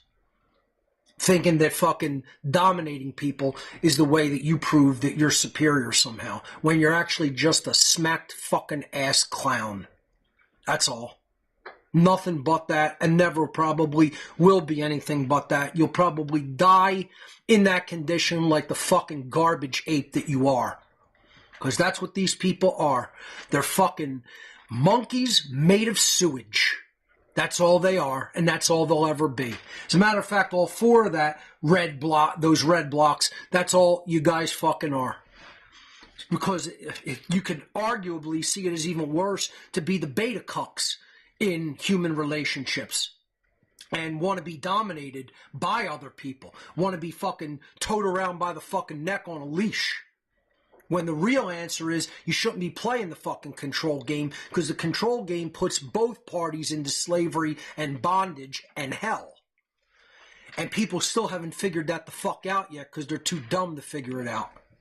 That's the problem with humanity as a species. It's just too dumb to figure this out, which is why I'm one of the only people that actually puts out the real way that things are, because I've determined the real way things are, not saying I made it that way. I've determined it to be that way by study, by enough intensive study and breakdown of the data, of the grammar, of the raw material, which other people not only do they not do that process, they don't even have that data in hand to do it. And then they want to come to conclusions and publish their fucking imbecilic, opinionated conclusions that they pulled out of their ass, instead of actually determine what the truth is with intensive study of incredibly large aggregate amounts of data that they eclectically brought together and gathered. No. They don't want to even have the fucking data and say that they know what they're talking about and then start fucking trying to influence other people when they don't know a fucking thing themselves. The only position on this chart anyone wants to even begin to strive to be in is the far right columns. If you're a biological female, you want to be toward that top right box of the authentic woman, or what I call the spiritual alpha female, that is free of social engineering conditioning and does not play the control game, doesn't seek to dominate the inauthentic beta male cuck, doesn't seek to be dominated by the inauthentic alpha male, etc. Doesn't desire to control and cuck the beta male. You don't want to play the control game. You don't want to be a master or a slave. You want to be truly free, and you want others to be truly free. And to do that, you got to be out of the social conditioning. That means you're not going to try to play your role, your identified role in society, or your perceived role in society, to try to control someone else, to try to just get what you want. You're going to be genuine. You're going to be yourself. You're going to be truly intelligent. You're going to be truly caring. You're going to be truly courageous. You're going to take right action. And then the universe is going to provide based on doing that. Not just trying to get over on somebody, or to try to be taken care of, or to try to dominate somebody else. You're going to be independent. You're going to be strong. You're going to be fit. You're going to be well. You're going to be psychologically strong. You're going to be spiritually strong. Hence, the spiritual alpha being. Other people have different names for this. I forget what they call it in other, men and women's breakdown of things. I've heard it, I think, called, I don't even know, like, not gamma. It's outside of, it's like, I don't know whether it's the Z type or something. Somebody will come up with it, or somebody can look it up and let me know. But they actually have a name for this, but I don't like their terminology for it. I call it the spiritual alpha being, okay? And that's the same for men and women. You'll notice the same thing, okay? The inauthentic male is the exact same definition. The spiritual alpha male is free of social conditioning and does not play the control game. You're out of the mind control. You're out of Satanism. You've conquered Satanism in yourself. You've conquered Satanism in your own mind, in your own heart, in your own actions. And this is the problem. If we looked at this on a graph that was, true to form as far as the actual ratio and percentage of people, these green squares would be barely visible on the screen. Again, it's not who's socially conditioned. The question is who isn't socially conditioned. If we want to look at how many people in all of society are actually occupied population-wise, the green squares, almost the entire human population will be in those red squares. And we might have a couple of pixels inside those green squares. Okay? It's negligible. It's almost nothing. The overwhelming vast majority, not only of women, but of men as well, are these inauthentic types, whether they're beta or, quote, alpha. They're either playing the control game, they're completely socially conditioned, they're under satanic influence and mind control, and all they want to do is either dominate or be cucked. And neither one of those positions is healthy, neither one of them is psychologically well, and certainly neither one of them is spiritually well. They're sick. The red squares represent illness. The green squares represent health. Do you get that? I don't think people do. See, people say, yeah, I get it. And then I see them acting completely the opposite. which I have to then conclude you're paying lip service to say, yeah, I get it, like a student who ain't really paying attention in class and is telling you he's paying attention. And then you say, well, then please tell me the material and explain it to me, and then display how you're going to conduct that in your own way, in your own actions, in your own life. And then it's like drool coming out the mouth, silence, and then doing all the same fucking behaviors. So should I conclude that the class out there understands? Or should I conclude you're dumb motherfuckers paying yapping lip service to what I've been saying for the last 17 years? You're not helping change fucking society. It's getting worse and worse. Do I think you understand the fucking material? I think you're dumb dolts that don't understand a fucking thing I've said for the last 17 fucking years. That's what I think. The vast overwhelming percentage of people out there. Not all of them. Not a blanket statement, just like this isn't a blanket statement. But it's the overwhelming vast majority out there, because I'm telling you, the shit that I hear on a daily basis confirms it for me. I don't need to hear anybody's ill-informed fucking opinion. All I need to hear is all the things I'm barraged with societally. Every single fucking day. Everywhere. Doesn't matter where I go. I could travel. I could stay home. I could be in the city. I could be in the suburbs. I could be in the country. It's the same fucking everywhere. Don't tell me it's dependent on geographically where I'm at. Don't tell me it's dependent on whether it's urban or fucking, country. It doesn't matter. It's the same fucking satanic thought everywhere. Everywhere. Because it reaches everybody through all the fucking forms of media that they take in on a daily fucking basis.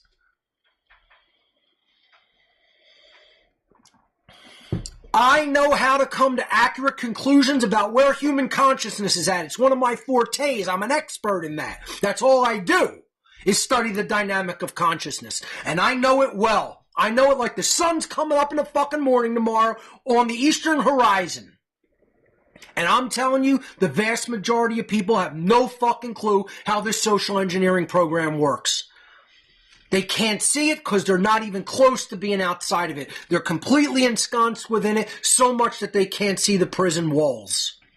That's why nobody talks about this. That's why everybody's talking about Biden versus Trump. That's why everybody's talking about we need to grow our own food. That's why everybody's talking about, well, who's going to make the next killer crypto? Thinking that these are solutions. This fucking community is a joke. It's a joke.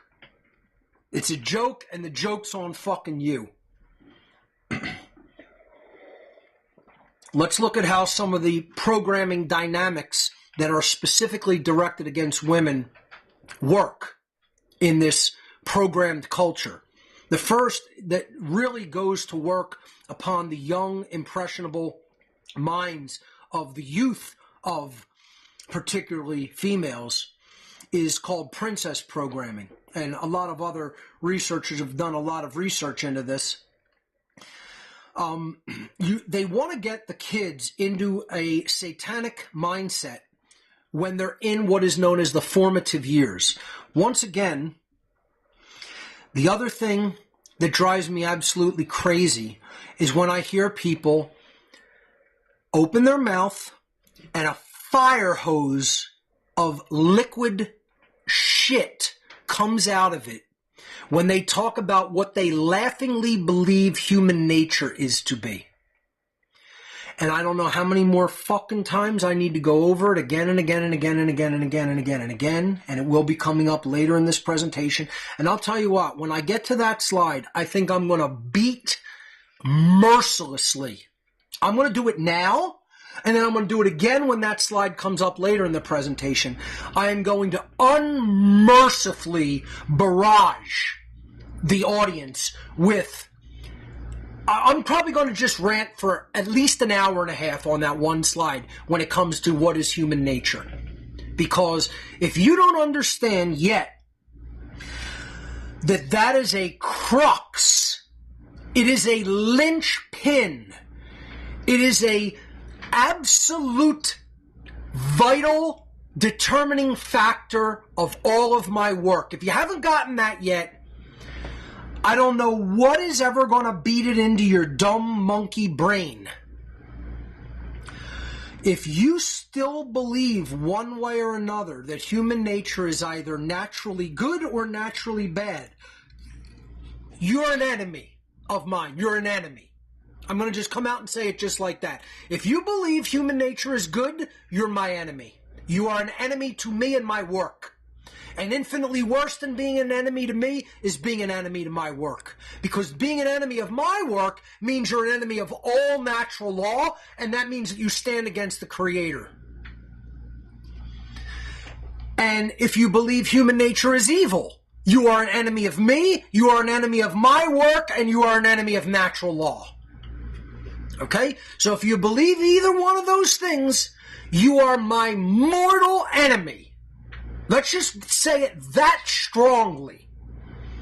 That if you're so dumb that today, after all the information that has come out on what makes people behave the way that they behave, if you still believe somebody just out of the fucking womb is either good or evil, you're my fucking enemy.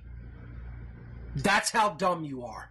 That your ignorance is actually evil. It constitutes evil, it condones evil, and it assists evil by how dumb you are. So let's get it straight once and for all. There's only one nature of human beings. We are a programmable species through information. The information that we become programmed with specifically in our formative years will largely go on to determine the characteristics, the personality, and the behaviors moving forward into adulthood of that being. And if there's good programming that goes in, good behavior comes out on the other side on the screen called life. See, if you have a projector and you want good outcome on the projector, well then your filming has to be good. Your editing has to be good. You don't scream at the fucking thing on the screen when you did shitty work in all of the production environment. If you did shitty filming, you had a shitty script, you shot it with a shitty camera, you did shitty editing work and shitty sound capture, and then you project all that on the screen, what do you think you're going to have? A great fucking movie? You're going to have a great documentary? You're going to have a great fucking podcast? You're going to have shit. That's what you fucking put into it, so that's what you got out of it. Conversely, if you did really well in all the pre-production stuff and the production stuff, you're going to have great work out on the screen. But you're not going to scream at the fucking screen. If you don't like what you're seeing, it doesn't matter. It's already printed. You got to go back and you got to undo and redo the shit that you did in the production environment and then repress it, re-edit it, put it back out on whatever film or digital medium you're showing it on, and then project it back on the screen. Well, this is the same thing as life. When you have bad behavior going on in the world, which is on the screen, you don't scream at the fucking bad behavior. Those are the symptoms. That's what's already printed. That's what's already exported. That's already on the fucking screen. You got to go back and change it in the fucking work you did before you printed it as behavior. And that's information that comes into the mind and gets formulated as opinions, preferences, likes, dislikes, knowledge, ignorance, etc. And how does it express? It expresses through the behavior of the being that then becomes the aggregate condition of the world and all of its people. This isn't rocket science, dumbasses. This is simple fucking understanding of how natural law works. That should be common sense, and it should be taught to fucking nursery school children instead of me having to try to explain it to other fucking so-called adults that are as dumb as a bag of horse shit. That I've been explaining it to for 17 years and they still haven't learned a fucking thing because they're so fucking dumb. Get your head out from up your fucking ass, learn, and then teach other fucking people the way that it is so that they'll fucking learn and stop exporting bad behavior onto the screen of life.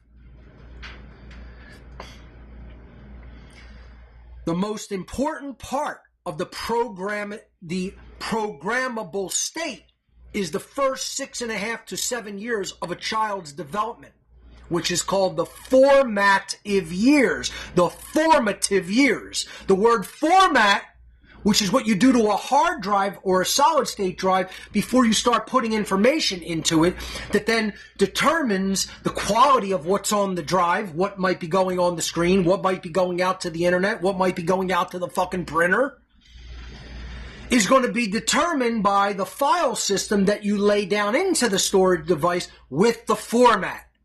It's the same way for a child's mind in their developmental years.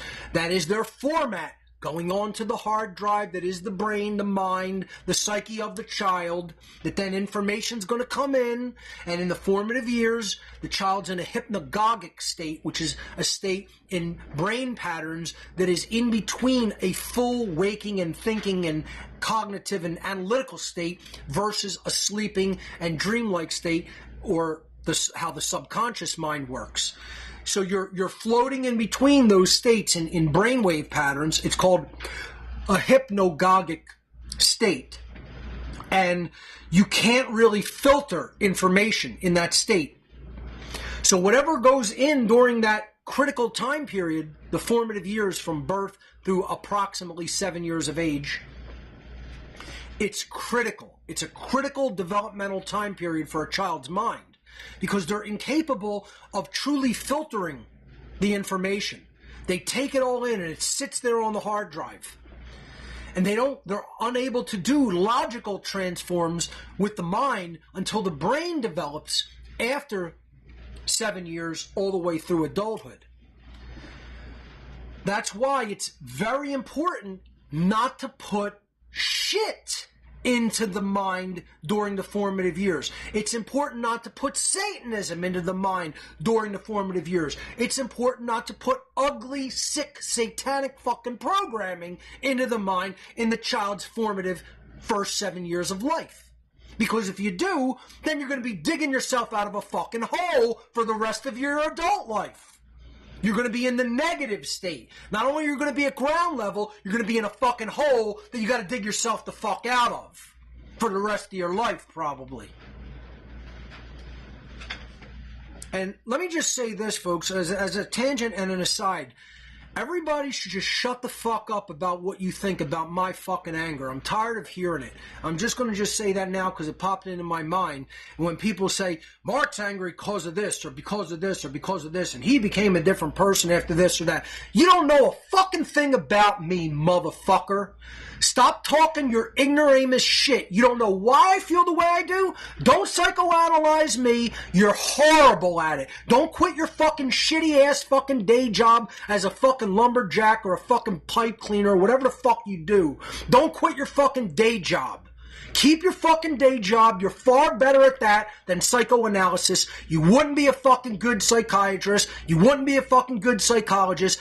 Keep your mouth closed about shit you know nothing about. You don't know what drives my fucking anger. You haven't lived my life and you know nothing about what goes on in my private fucking life. You're a dumb fucking dolt. Don't quit your day job to become a psychiatrist or a psychologist because you know nothing about those fucking fields, and certainly don't try to psychoanalyze me. You're horrible at it and you're completely incorrect. I'm angry for the reasons I told you I'm angry. Doing something for 17 years, being correct about it, predicting everything that did occur, and having no progress in the understanding of the minds of dumb shitheads that my freedom is largely dependent upon. My freedom is not separate. It's interdependent. It's not completely independent and separate from the ignorance of all the dumb motherfuckers out there in this community and in the wider human community. My freedom depends on that. So don't tell me why I'm fucking angry about events that happen in my life. You don't know anything about what I've done, the shadow work I've done, what I've been through, what my fucking personal life experience has been, what I've worked out, anything. You know zero about it. You know zero about where I'm the fuck at. Because you hear me getting angry on this show. Because of other people's ignorance. Stop trying to psychoanalyze and take what I'm saying at fucking face value, because sometimes the cigar that you just shoved up your ass is just a cigar that you just shoved up your ass, moron. So keep the fucking cigar up your fucking ass. As a matter of fact, why don't you take it out of your ass and shove it in your fucking mouth and keep it there? Because that's where it belongs. Plug your fucking mouth up and keep your fucking mouth closed about shit you know nothing about, because you don't know me, fuckhead. You don't know me, personally. I'm angry for the reasons I fucking told you. I've been doing this work for 17 fucking years, and the morons of this fucking world won't listen. That's why I'm fucking angry. Ass fuck. So stop fucking trying to psychoanalyze me. You don't know anything that's going on in the workings of this fucking mind. You're, quite frankly, not sophisticated enough to understand my mind. Get that straight. Okay? So, I just wanted to rant on that for a moment because I'm tired of fucking people telling me and saying publicly to other fucking people that don't know me, he's just angry about this.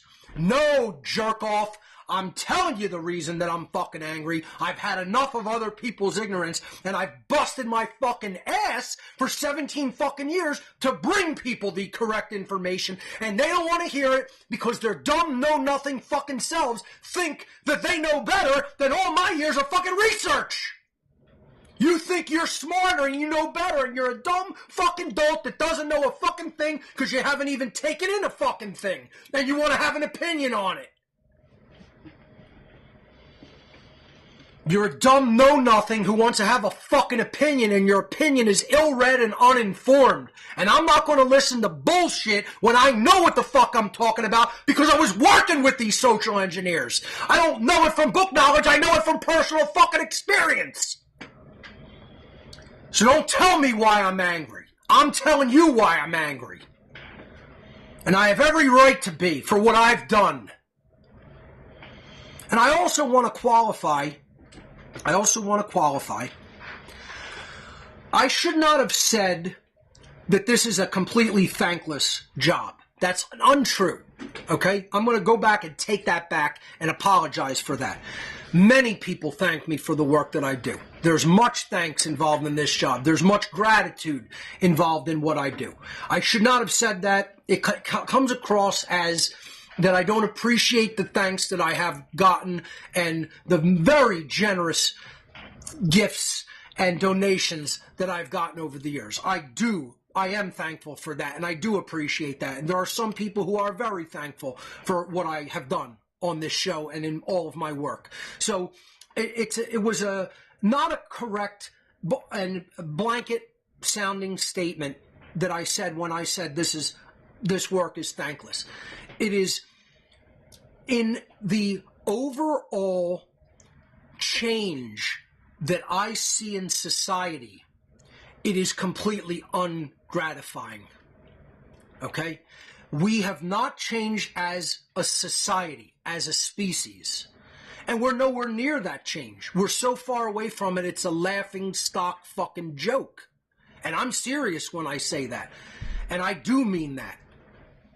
But I should have been more diplomatic when I said this is thankless, because it is not. So please, for the people who have helped, who have paid attention, and who have been thankful, hear what I'm saying there. Okay? Continuing with the material, you have to understand we're a programmable species. The hypnagogic state in the first 7 years is going to be very, very influential in what characteristics and traits come out in the personality in human adulthood. So if it's hit with massive, erroneous, incorrect, and satanic programming in the formative state, what kind of characteristics, personality traits, and then ultimately behavior do you think is going to come out on the other side of the child's early developmental years? You think it's going to be good? That's not how it works. Good programming goes in, good behavior comes out. Bad programming goes in, garbage behavior comes out.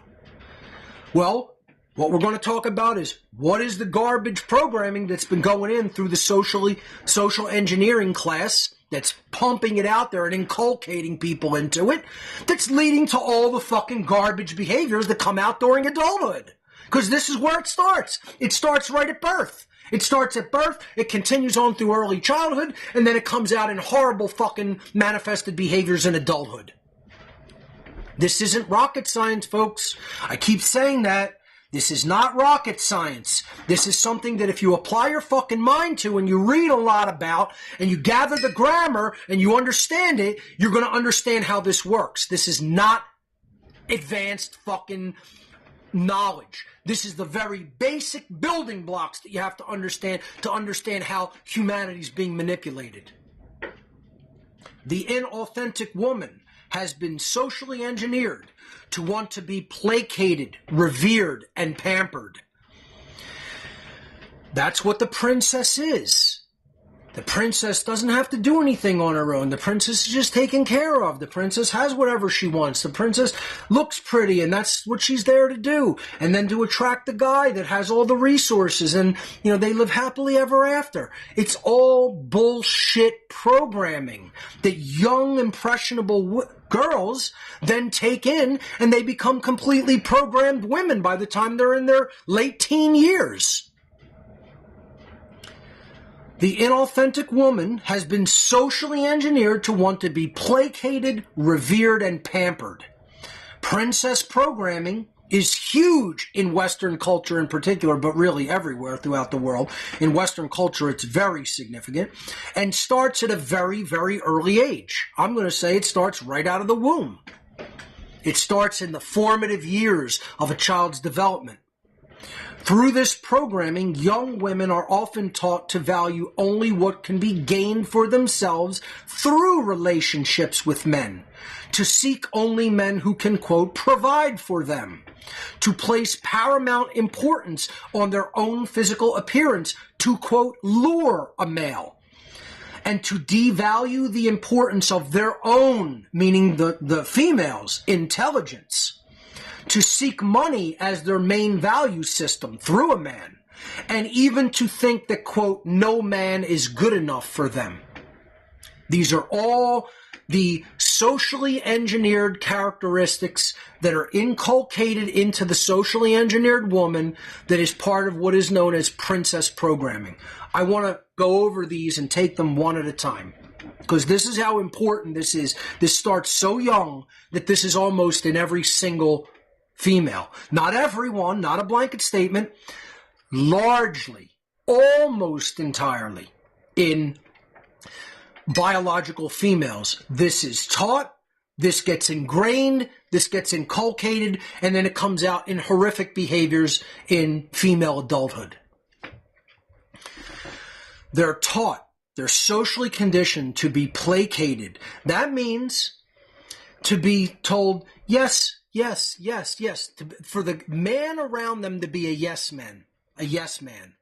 Never to tell them, you can't have that, or that's out of line, or you're acting inappropriately, or that's something that you believe that you think, but it's actually been socially engineered, you know. And then as soon as the princess programming kicks in, as soon as a guy is saying any of those things to that woman, out of my life. Kick him out of the castle. Kick him out of the whole kingdom. You're not to be spoken to. You're not to be seen. You become a non-entity, because unless I'm around yes men who placate and revere my very presence and existence, go fuck yourself and get away from me. And you know how many women out there, this is what they are. And yes, you know, people will be like, Mark, you seem to care about that. So I don't give a shit what people behave like. See, the difference between me and other guys, people will say, oh, I don't really care what other people think about me. I really genuinely don't care what anybody thinks about me. And I mean anybody. I mean people I'm friends with. I mean family members. I mean people around me. People I've known for years. I don't give a fuck what you think about me. Ask any of my personal friends if they think I really give a fuck about what people think about me. And they'll tell you, I don't give a fuck about what people think about me. Do you know why? Because I'm right.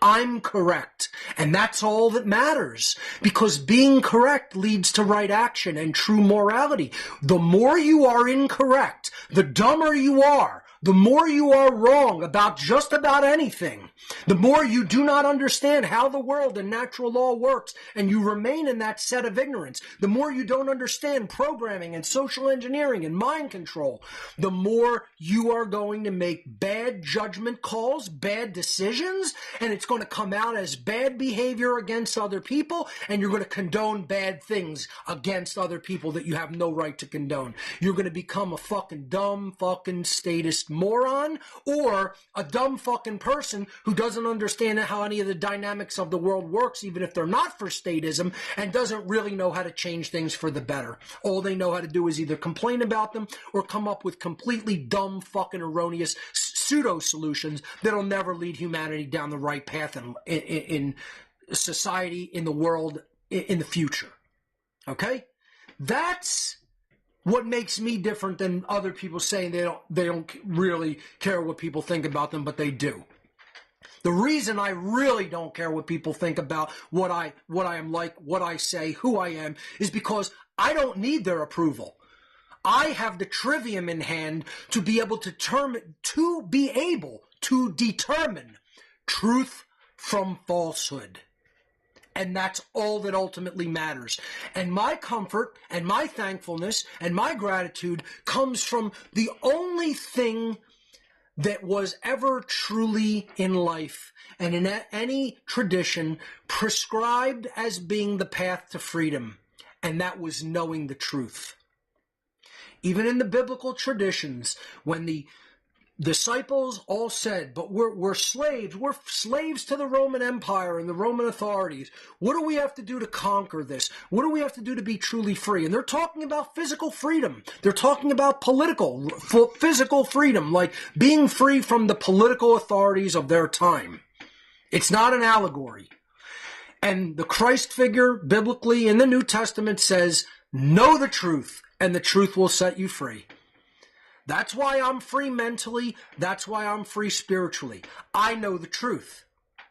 I know the truth about what I need to know the truth about. I don't need to know the truth about every single thing that ever existed, nor do I claim to. I know the truth about what leads to human freedom, and I'm correct about it.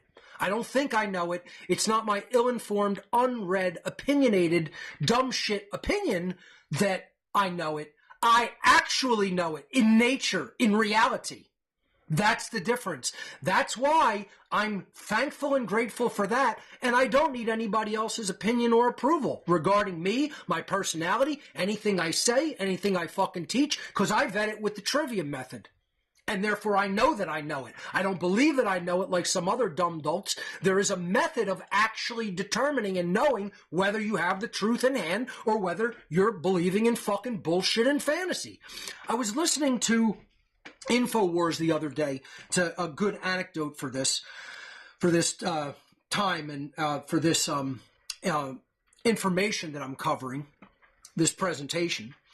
And Alex was taking calls, and one of the callers called in and said, listen, I think you're great. I think your information's awesome. I think you are, out there and really leading the charge and everything. And he said, but let me ask you this. Tell me how there's so much conflicting information. Like I turn on one news channel, they're saying one thing. I flip the channel, and the next news broadcaster is saying the polar opposite. Every single point, they're saying the exact opposite dynamic. Then I flip to another channel, they're saying a completely different thing. I read one thing in one paper, I read another paper, and it's completely conflicting information.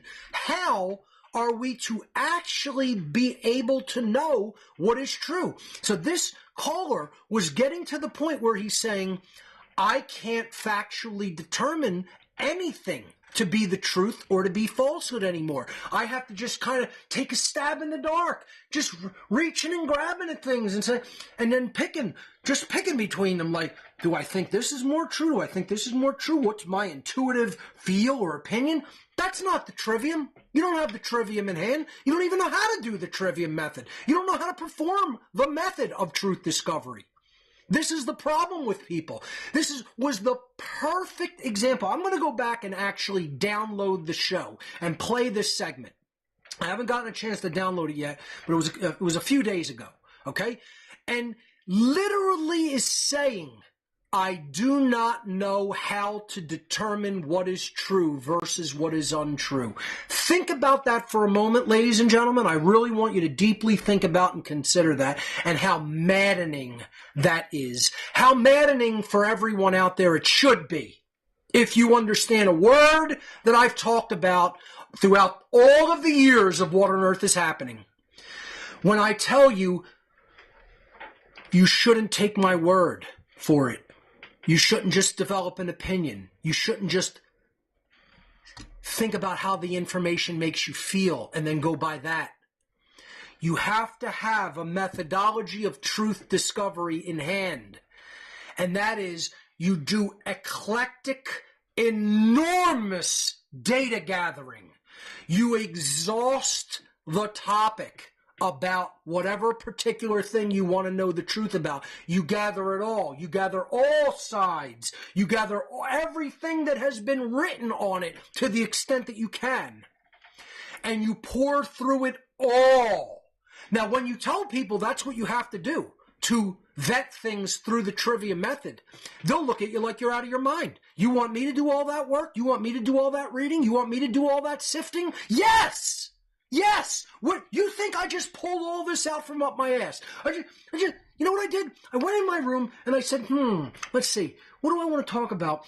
I'll just invent the programming of the minds of women. I'll just invent it because it sounds cool. And then I'll just write out all a bunch of fucking dumb, uninformed, non-backed by any data opinions and just slap them on a slide and put a bunch of fucking dumb shit out there for people to latch onto. Yeah, that's what I do. No, I don't have a fucking library full of books on the topic. I don't have a library that's like probably about 60 to 70 times or more my physical library, maybe 100 times at least, that digitally that I've poured through.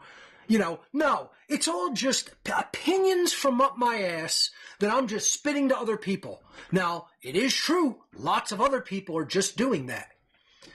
I will tell you where my opinion exists, and it's laid out for you to consider. I will give you that consideration, just like if I tell you this information is factual, I'm being considerate of you, versus saying, I don't know whether it's factual. This happens to be my current opinion because I need more data or I need to analyze the data more.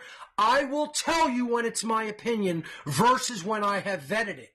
I am putting this out here for you to re-vet. You are to continue to try to discover about this through research and either continue to prove it as factually correct or to attempt to prove it as not factually correct through your enormous body of data gathering and logical transforms and processing. That's the trivia method. Then you put information back out there for other people to consider. That's the rhetoric stage. That's what this show is. I've already done the grammar and the logic stage. This is the rhetoric stage. This is putting it out there for other people's consideration and for them to look into it. And then you have to continue. This would be part of your grammar, your data gathering. Then you have to read more into it and do logical transforms of that data based on the data you gather, and then you have to put it back out for other people to consider.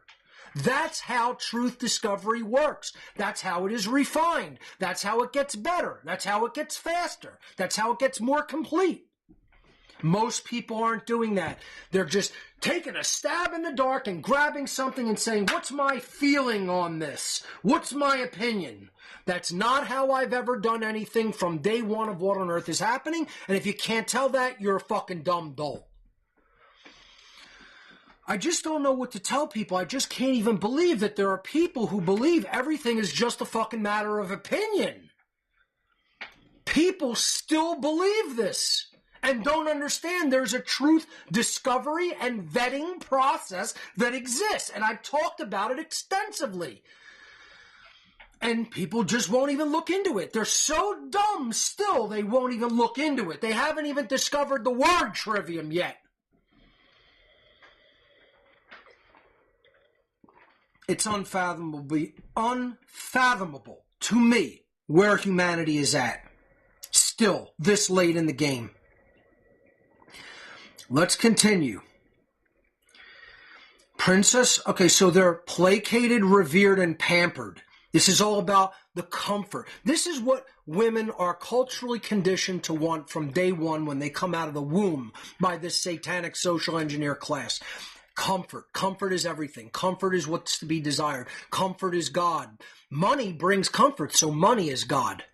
Comfort and money are God. Comfort and money are God. Comfort and money are God. That's it. Don't fight. Don't struggle. Don't overcome hardship. Don't become strong.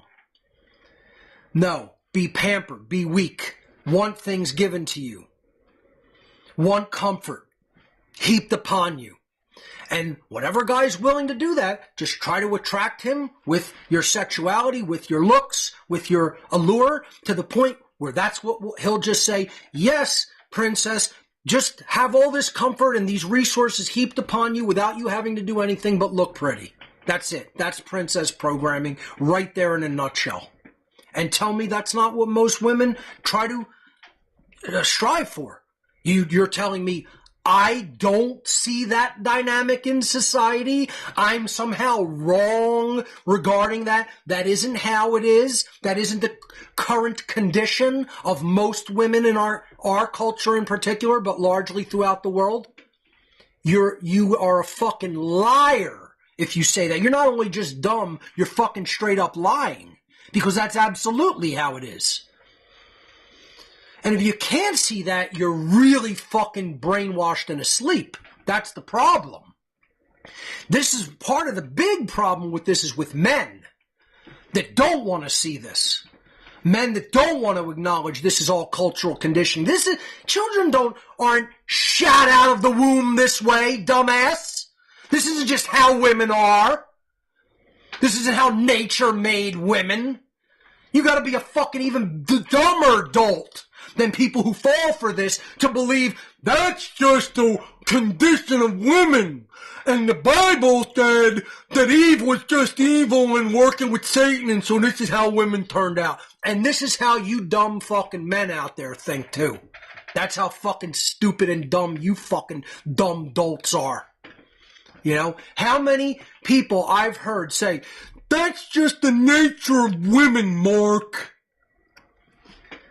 I think your nature is you're a dumb golem mud ape that fucking totally bought into all the fucking social engineering of the fucking Satanist master whose dick you suck.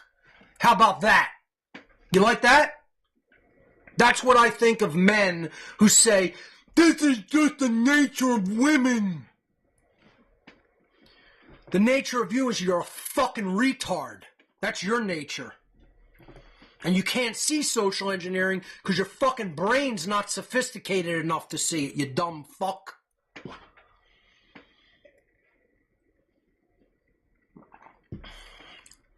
I can't take human stupidity anymore, people. I can't take it. If you can't see, I'm fed up with human stupidity, and I can't take how people stay in their same dumb, ill-informed opinions without looking into how one fucking thing really works in this life. Then I don't know what to tell you. You're probably just as dumb as they are. This is a huge part of particularly Western culture, starts at birth and continues throughout really the whole life of most women, but is very paramount in the formative years of their development. They are taught to value only what can be gained for themselves through relationships with men. What's that called? That's called Satanism, ladies and gentlemen. Oh, what can you do for me? Whole songs written on it. What have you done for me lately? You know? Entire songs. You know? You gotta have a J-O-B if you want to be with me. You know? This is where this whole culture started. Like, money's all that matters. And you forget that the hip-hop and rap of today, it's all fucking programmed by Satanists and influenced. And if you don't play ball with those Satanists, you don't get your fucking music out there to influence culturally the masses of people. But, you know, they want to define themselves as whatever I can get for me through a man. or really through anybody. It's just blatant selfishness, and that's the very paramount tenet of Satanism, is egotism and selfishness. That's tenet number one of Satanism. And then the other thing they're looking for is to seek only men who could, quote, provide for them. That's it. They're not looking to provide for themselves. They're looking to be provided for. And it's like, people should be striving to provide value so that other people provide necessary resources for them. The reason that I can do this and be supported is because I'm doing the right thing, first and foremost. Number one, I'm doing that which is morally right. This is action, which is morally right action, to educate and edify the masses of people regarding what's going on culturally, regarding what's going on socially, and to teach morality and natural law for them to come out of a satanic mindset. That, above all else, is the morally correct thing to do in this life. Number one. That's why I'm provided for. Number two, in disseminating that knowledge to other people, I am providing value to them and to their lives. And very many people have told me that. So then, in the providing of that value, free of charge, initially, right? I'm putting it out there, all free, for people to learn and grow from. Then, they provide some monetary value so that I can translate that into the things that I require on a daily basis to live, to have some prosperity in my life so I can have an environment where I can continue to do this. There's nothing morally wrong about that. That is a fair, equitable trade for value. I'm providing something that's valuable. They're providing resources through voluntary donations that are not forced, not coerced, that allow me to have the things and be in the situations that I can continue to provide this value on an ongoing basis. That's what right livelihood is. That's what moral behavior is. That's what voluntary interchange of resources is. You see, this is what most people are not doing because they're not in right livelihood. They're doing things that are harmful to other people. They're doing things that does lead to other people getting hurt and condoning hurting other people when it comes to government and military and even medicine today and education today. This is why I tell people part of becoming a truly spiritually active person, to become truly activated spiritually, is to enter right livelihood, to quit a job if it's in wrong livelihood, even if it means that you are going to suffer in the short term, even if it means your family may have to suffer in the short term, even if that involves children. Yes, it is better to allow your own family, even if your family includes young children, to endure and undergo physical hardship in the short term, not to continue to do direct harm to people over and over again in the long term. And who am I to say that? I'm somebody who understands the truth of that statement. I don't need to be anybody the fuck else. Okay? I recognize and accept the truth of the matter of how that dynamic works in the natural world. And in the world that is directly part of the laws of the creator of the universe, the moral laws of the creator. I know how that dynamic functions in reality and in nature. That's who I am to say it. So yeah, I have every right to tell somebody in wrong livelihood to quit their job, even if it means their family goes hungry. Every fucking right. And that would be far lesser of any kind of a harm than you're doing by continuing to stay in the fucking immoral job that you're in. Stop hurting other people's fucking family, okay? Your family not being provided for is not the fucking problem of the family you're actively harming, jerk off.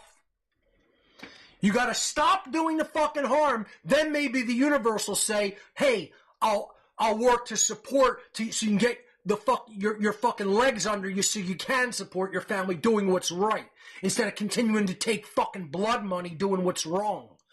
What do you think? You're helping your actual real family? You're putting them in spiritual bondage. You're fucking devouring their soul. Forget about supporting them in the physical. You're killing them spiritually, you dumb shit. And people want to tell me I'm wrong for fucking telling people to quit their fucking jobs. Get the fuck out of here. Get your head fucking screwed on straight.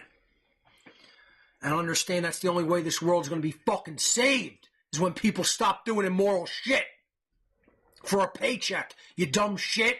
You haven't figured that the fuck out yet.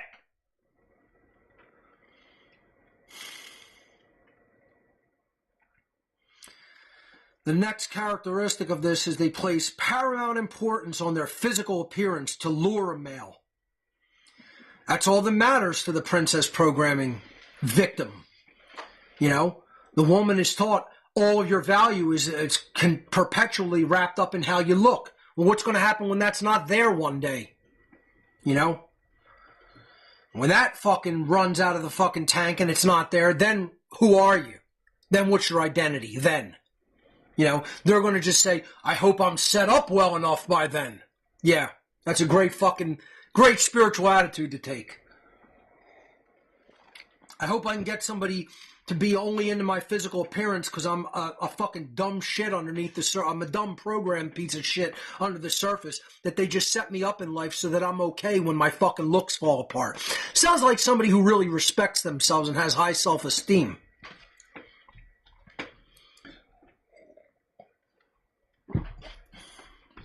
Damn, I have been on fire today, and nobody does this. Nobody sounds what I sound like. Nobody says what I will say. I don't have to listen back to this one. I know how fucking awesome it is. Okay? I go back and listen to some of my presentations, and I still can't believe no one will say the things that I will say. People gotta get some more fucking balls and just say it out in the fucking open because it's true. Everything I'm saying is the truth. I'm not making any of it up. I'm not sugarcoating it. I'm telling you exactly what you need to hear to get your head out from up your fucking ass and put some truth in between your fucking ears so that you can actually free yourself. Okay? And then they devalue importance on their own intelligence. This is the woman receiving the princess programming. You ever see the princess want to really actually be a truly holistically intelligent person that stands up for what's truly right and against the system? You know, it's all about get the looks so you can get the man with the money so you can be taken care of and live happily ever after. This is all bullshit programming put out by Satanists. That's all it is. You think that Disney aren't fucking satanically owned and operated? You think that all these fucking organizations that target fucking young girls, that's not coming from the satanic social engineer class? They're sorcerers. They're fucking evil fucking wizard sorcerers. They know everything about how to get inside here. You know, then they'll sell you on all the fucking merchandise and fucking dolls and movies and everything, you know, but that's all just a means to an end to unlock and get in here. And then lock the fucking key and throw it out so you can never unlock the bullshit that they just injected in between your ears. They want to seek money as their main value system. That's the main tool and the main means to an end of the satanic social engineers. It's not really their God. It's what they want to position as your God. That's not their God.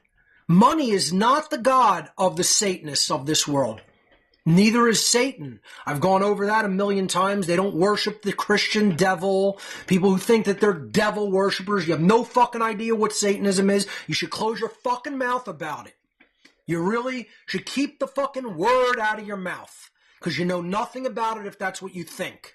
Okay? And I hear it over and over and over again and over and over and over and over and over. They're devil worshipers. They worship the devil. I mean, that sounds so spot on to what they sound like, too. I mean, when I hear them speak, that's the voice I hear them speak in. Okay? And, no, the ego is the god of Satanists. they are their own gods. They see themselves as God. They want to be God here. Okay?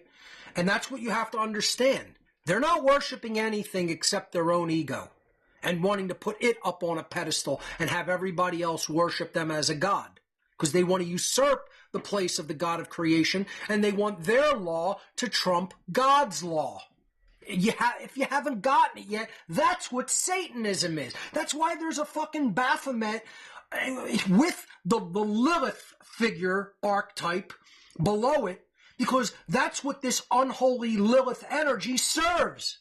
It's Lilith and Samael, the dark twin to Adam and Eve. You know, that's the unholy feminine and unholy masculine together in the unholy wedding that's going to destroy all of human society and bring it under the fucking banner of Satanism, which is out of control egotism, moral relativism, flushing natural law and true morality down the fucking toilet, and having a fucking social engineer class rule the earth as fucking gods forever. Technocratically, from which we'll never be able to escape. And it will be a permanent fucking prison hell world. So, money is only a means to an end for this satanic overlord population. That's not their real God. Their real God is their own ego. Egotism is the first satanic principle. What they want to position money as is your God, the slave class. And that's why they target that with princess programming, to make money the God that is to be revered and worshipped. Especially coming out of a very early stage of child development, out of the formative years. That's what they want to be heralded as the God of their mindset, of their satanic inculcated mindset. And to even think that no man is even good enough for them. This is the old adage of, where are the good men? Well, maybe if women, maybe they could take a more proactive approach to where's the good men. Number one, you've been taught and inculcated to truly despise and detest anybody who resembles a good man. Okay? Because the good man is independent, doesn't want to be led by the fucking nose, isn't all about fucking money, is about morality, is about being a true rebel, not a rebel that my sports ball team can beat your sports ball team, is a rebel against the state, a rebel against authority, actually thinks for themselves, has high holistic intelligence, and won't just be a yes man and say, yeah, you know everything just because I want to get in your fucking pants and I'll be a yes man for you so that you can get into my wallet. This is total Satanism. This is just everybody just always just living only for what they fucking want and throwing nature out the fucking window. And we're going to talk about, like, natural experience is dead. Natural conversation is dead. Natural relationship is dead. It's all, everything that really comes out of nature, when you actually support it, when you let it be your basis for your understanding and development. The Satanists don't want that. They want artificial constructs just bombarding the mind all day long so people will act as they want them to act. And they're genius chess masters at being able to program the mind that way. So this is the very first step that they hit, especially the woman with, the female with, at a very early stage of child development in the formative years, the princess programming. Let's move on to the next slide. Speaking of money, which is going to be a big part of this presentation, again, what they want to inculcate, especially into the young female, is that the only motivation that you have in life is to garner and keep a sense of security in your living space, your living domain, your overall lifestyle. You want security. You want so much affluence and monetary wealth that you can never be taken out of that place of security. And it doesn't matter what you had to do to get it. It doesn't matter what the man had to do to get it. You know, it's not about morality. Don't even ask questions where the money came from. How many women don't even really, truly, really know what the man they're with is doing on a daily basis? There's so much compartmentalization in jobs. Most women who have a guy who has a real high-paying job and salary, they don't know what he's doing or why. They don't know the large scheme of things that that job falls into, or who it helps, or what it condones, or what it supports, and they don't care. They don't care for a minute. All they care about is that paycheck still coming in every week to support my lifestyle and my security. That's the inauthentic woman's motivation in this world, largely. The inauthentic woman is largely motivated by the psychological desire for attachment and security. Attachment to a lifestyle, attachment to an identity, attachment to what they are able to do in society because they have enough physical resources and wealth. But security above all. This illusion of being kept safe. You know, you think when an asteroid enters the atmosphere and it gets slung around Jupiter and it's making its path toward the Earth, you think it's going to spare the billionaire's house? You know, it's going to come down and affect the billionaire like it's going to affect the poor. And, you can go, they'll be in underground bunkers. Well, if the asteroid's big enough, underground bunkers ain't going to save your ass. You better be in another fucking solar system is where you better be. You know, and if it's large enough, it's going to affect fucking gravitational, aspects of a planet. Possibly it's satellites, and you're not going to be safe anywhere. People don't understand that because they don't understand cosmology, astronomy, anything. They've never even looked at any of those topics in any real way, and they're fucking dumb dolts who think the planet's a flat disk.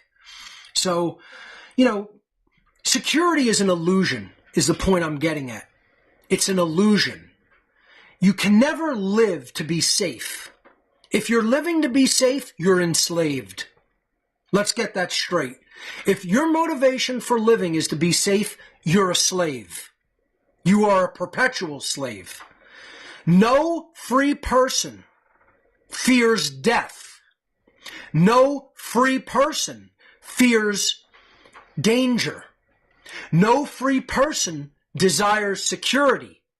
They desire more freedom and more potential and more growth and more learning and more of evolutionary progress in consciousness, individually and as a species. That's what a free person desires. They don't desire being safe. They don't desire security. Where's my security blanket, Mommy? Where's my security blanket? I want to be safe. You're going to tuck me in tonight? That's what all of you sound like, the men and the women out there. Safety. That's what you want. That's your highest aspiration in life, is to be safe. Look, I'm a common sense person. I don't want to go out and drive like a fucking maniac so I put my life and other people's lives in danger. That's not what I'm talking about. My motivation for doing what I do is not to be safe, or I wouldn't be coming out here fucking challenging the globalist Satanists who run the fucking world. What, they couldn't send a fucking henchman to fucking hit me anytime they want? They don't want to do that. If it would, first of all, everything I have been saying is already validated. That would just add further validation onto what everything I've said since day one. They don't operate like that, and I've been trying to tell people they don't operate like that. I am a nobody to them. The proof that I'm a nobody to them doesn't have anything to do with me or how I feel about myself as a human being for doing what I do. The proof is they're looking at society and they're realizing this guy could tell this whole fucking population this for 100 million fucking years and they're never going to fucking learn. The people of this world are not going to change. I'm not here to try to get you to change anymore. I'm here to tell you the fucking truth. The end. You're going to fucking die. You're going to fucking go down and into the shitter. And that's where this species belongs. They don't belong anywhere else but the shitter. Because they're too fucking dumb to go anywhere else. The universe is going to allow to evolve to the next levels of existence. The intelligent, the caring, the motivated, and the brave. And humanity is none of those things. We're going to be devoured by the satanic priest class. And that is exact, perfect justice under natural law. That's what's coming. I have zero delusions that we're winning and we're gonna win and God's gonna make us win because good always wins. Shove it up your ass. You don't know how natural law works because you're a dumb fucking child who never learned how it works. That's not how the God of creation operates. It supports when people are doing the correct and moral things in life. And if you believe humanity is doing the correct and moral things in life, you really are a fucking dumb child. Could we eventually move on to do those things? Maybe. But let me tell you something, folks. The train's pulling out of the station, and that window is being closed down. So if your motivation is security, you're not a real fucking authentic person. You're not a person who values real freedom. You're actually a joke. And I guess I'll leave it there. That's about all the time we're going to have for this week, folks. I hope you've been enjoying the presentation on the unholy feminine. We will see you right here next week for the next edition, part 6 of the unholy feminine presentation, right here on What on Earth is Happening. Hope you have enjoyed it, and we will see you right here next week.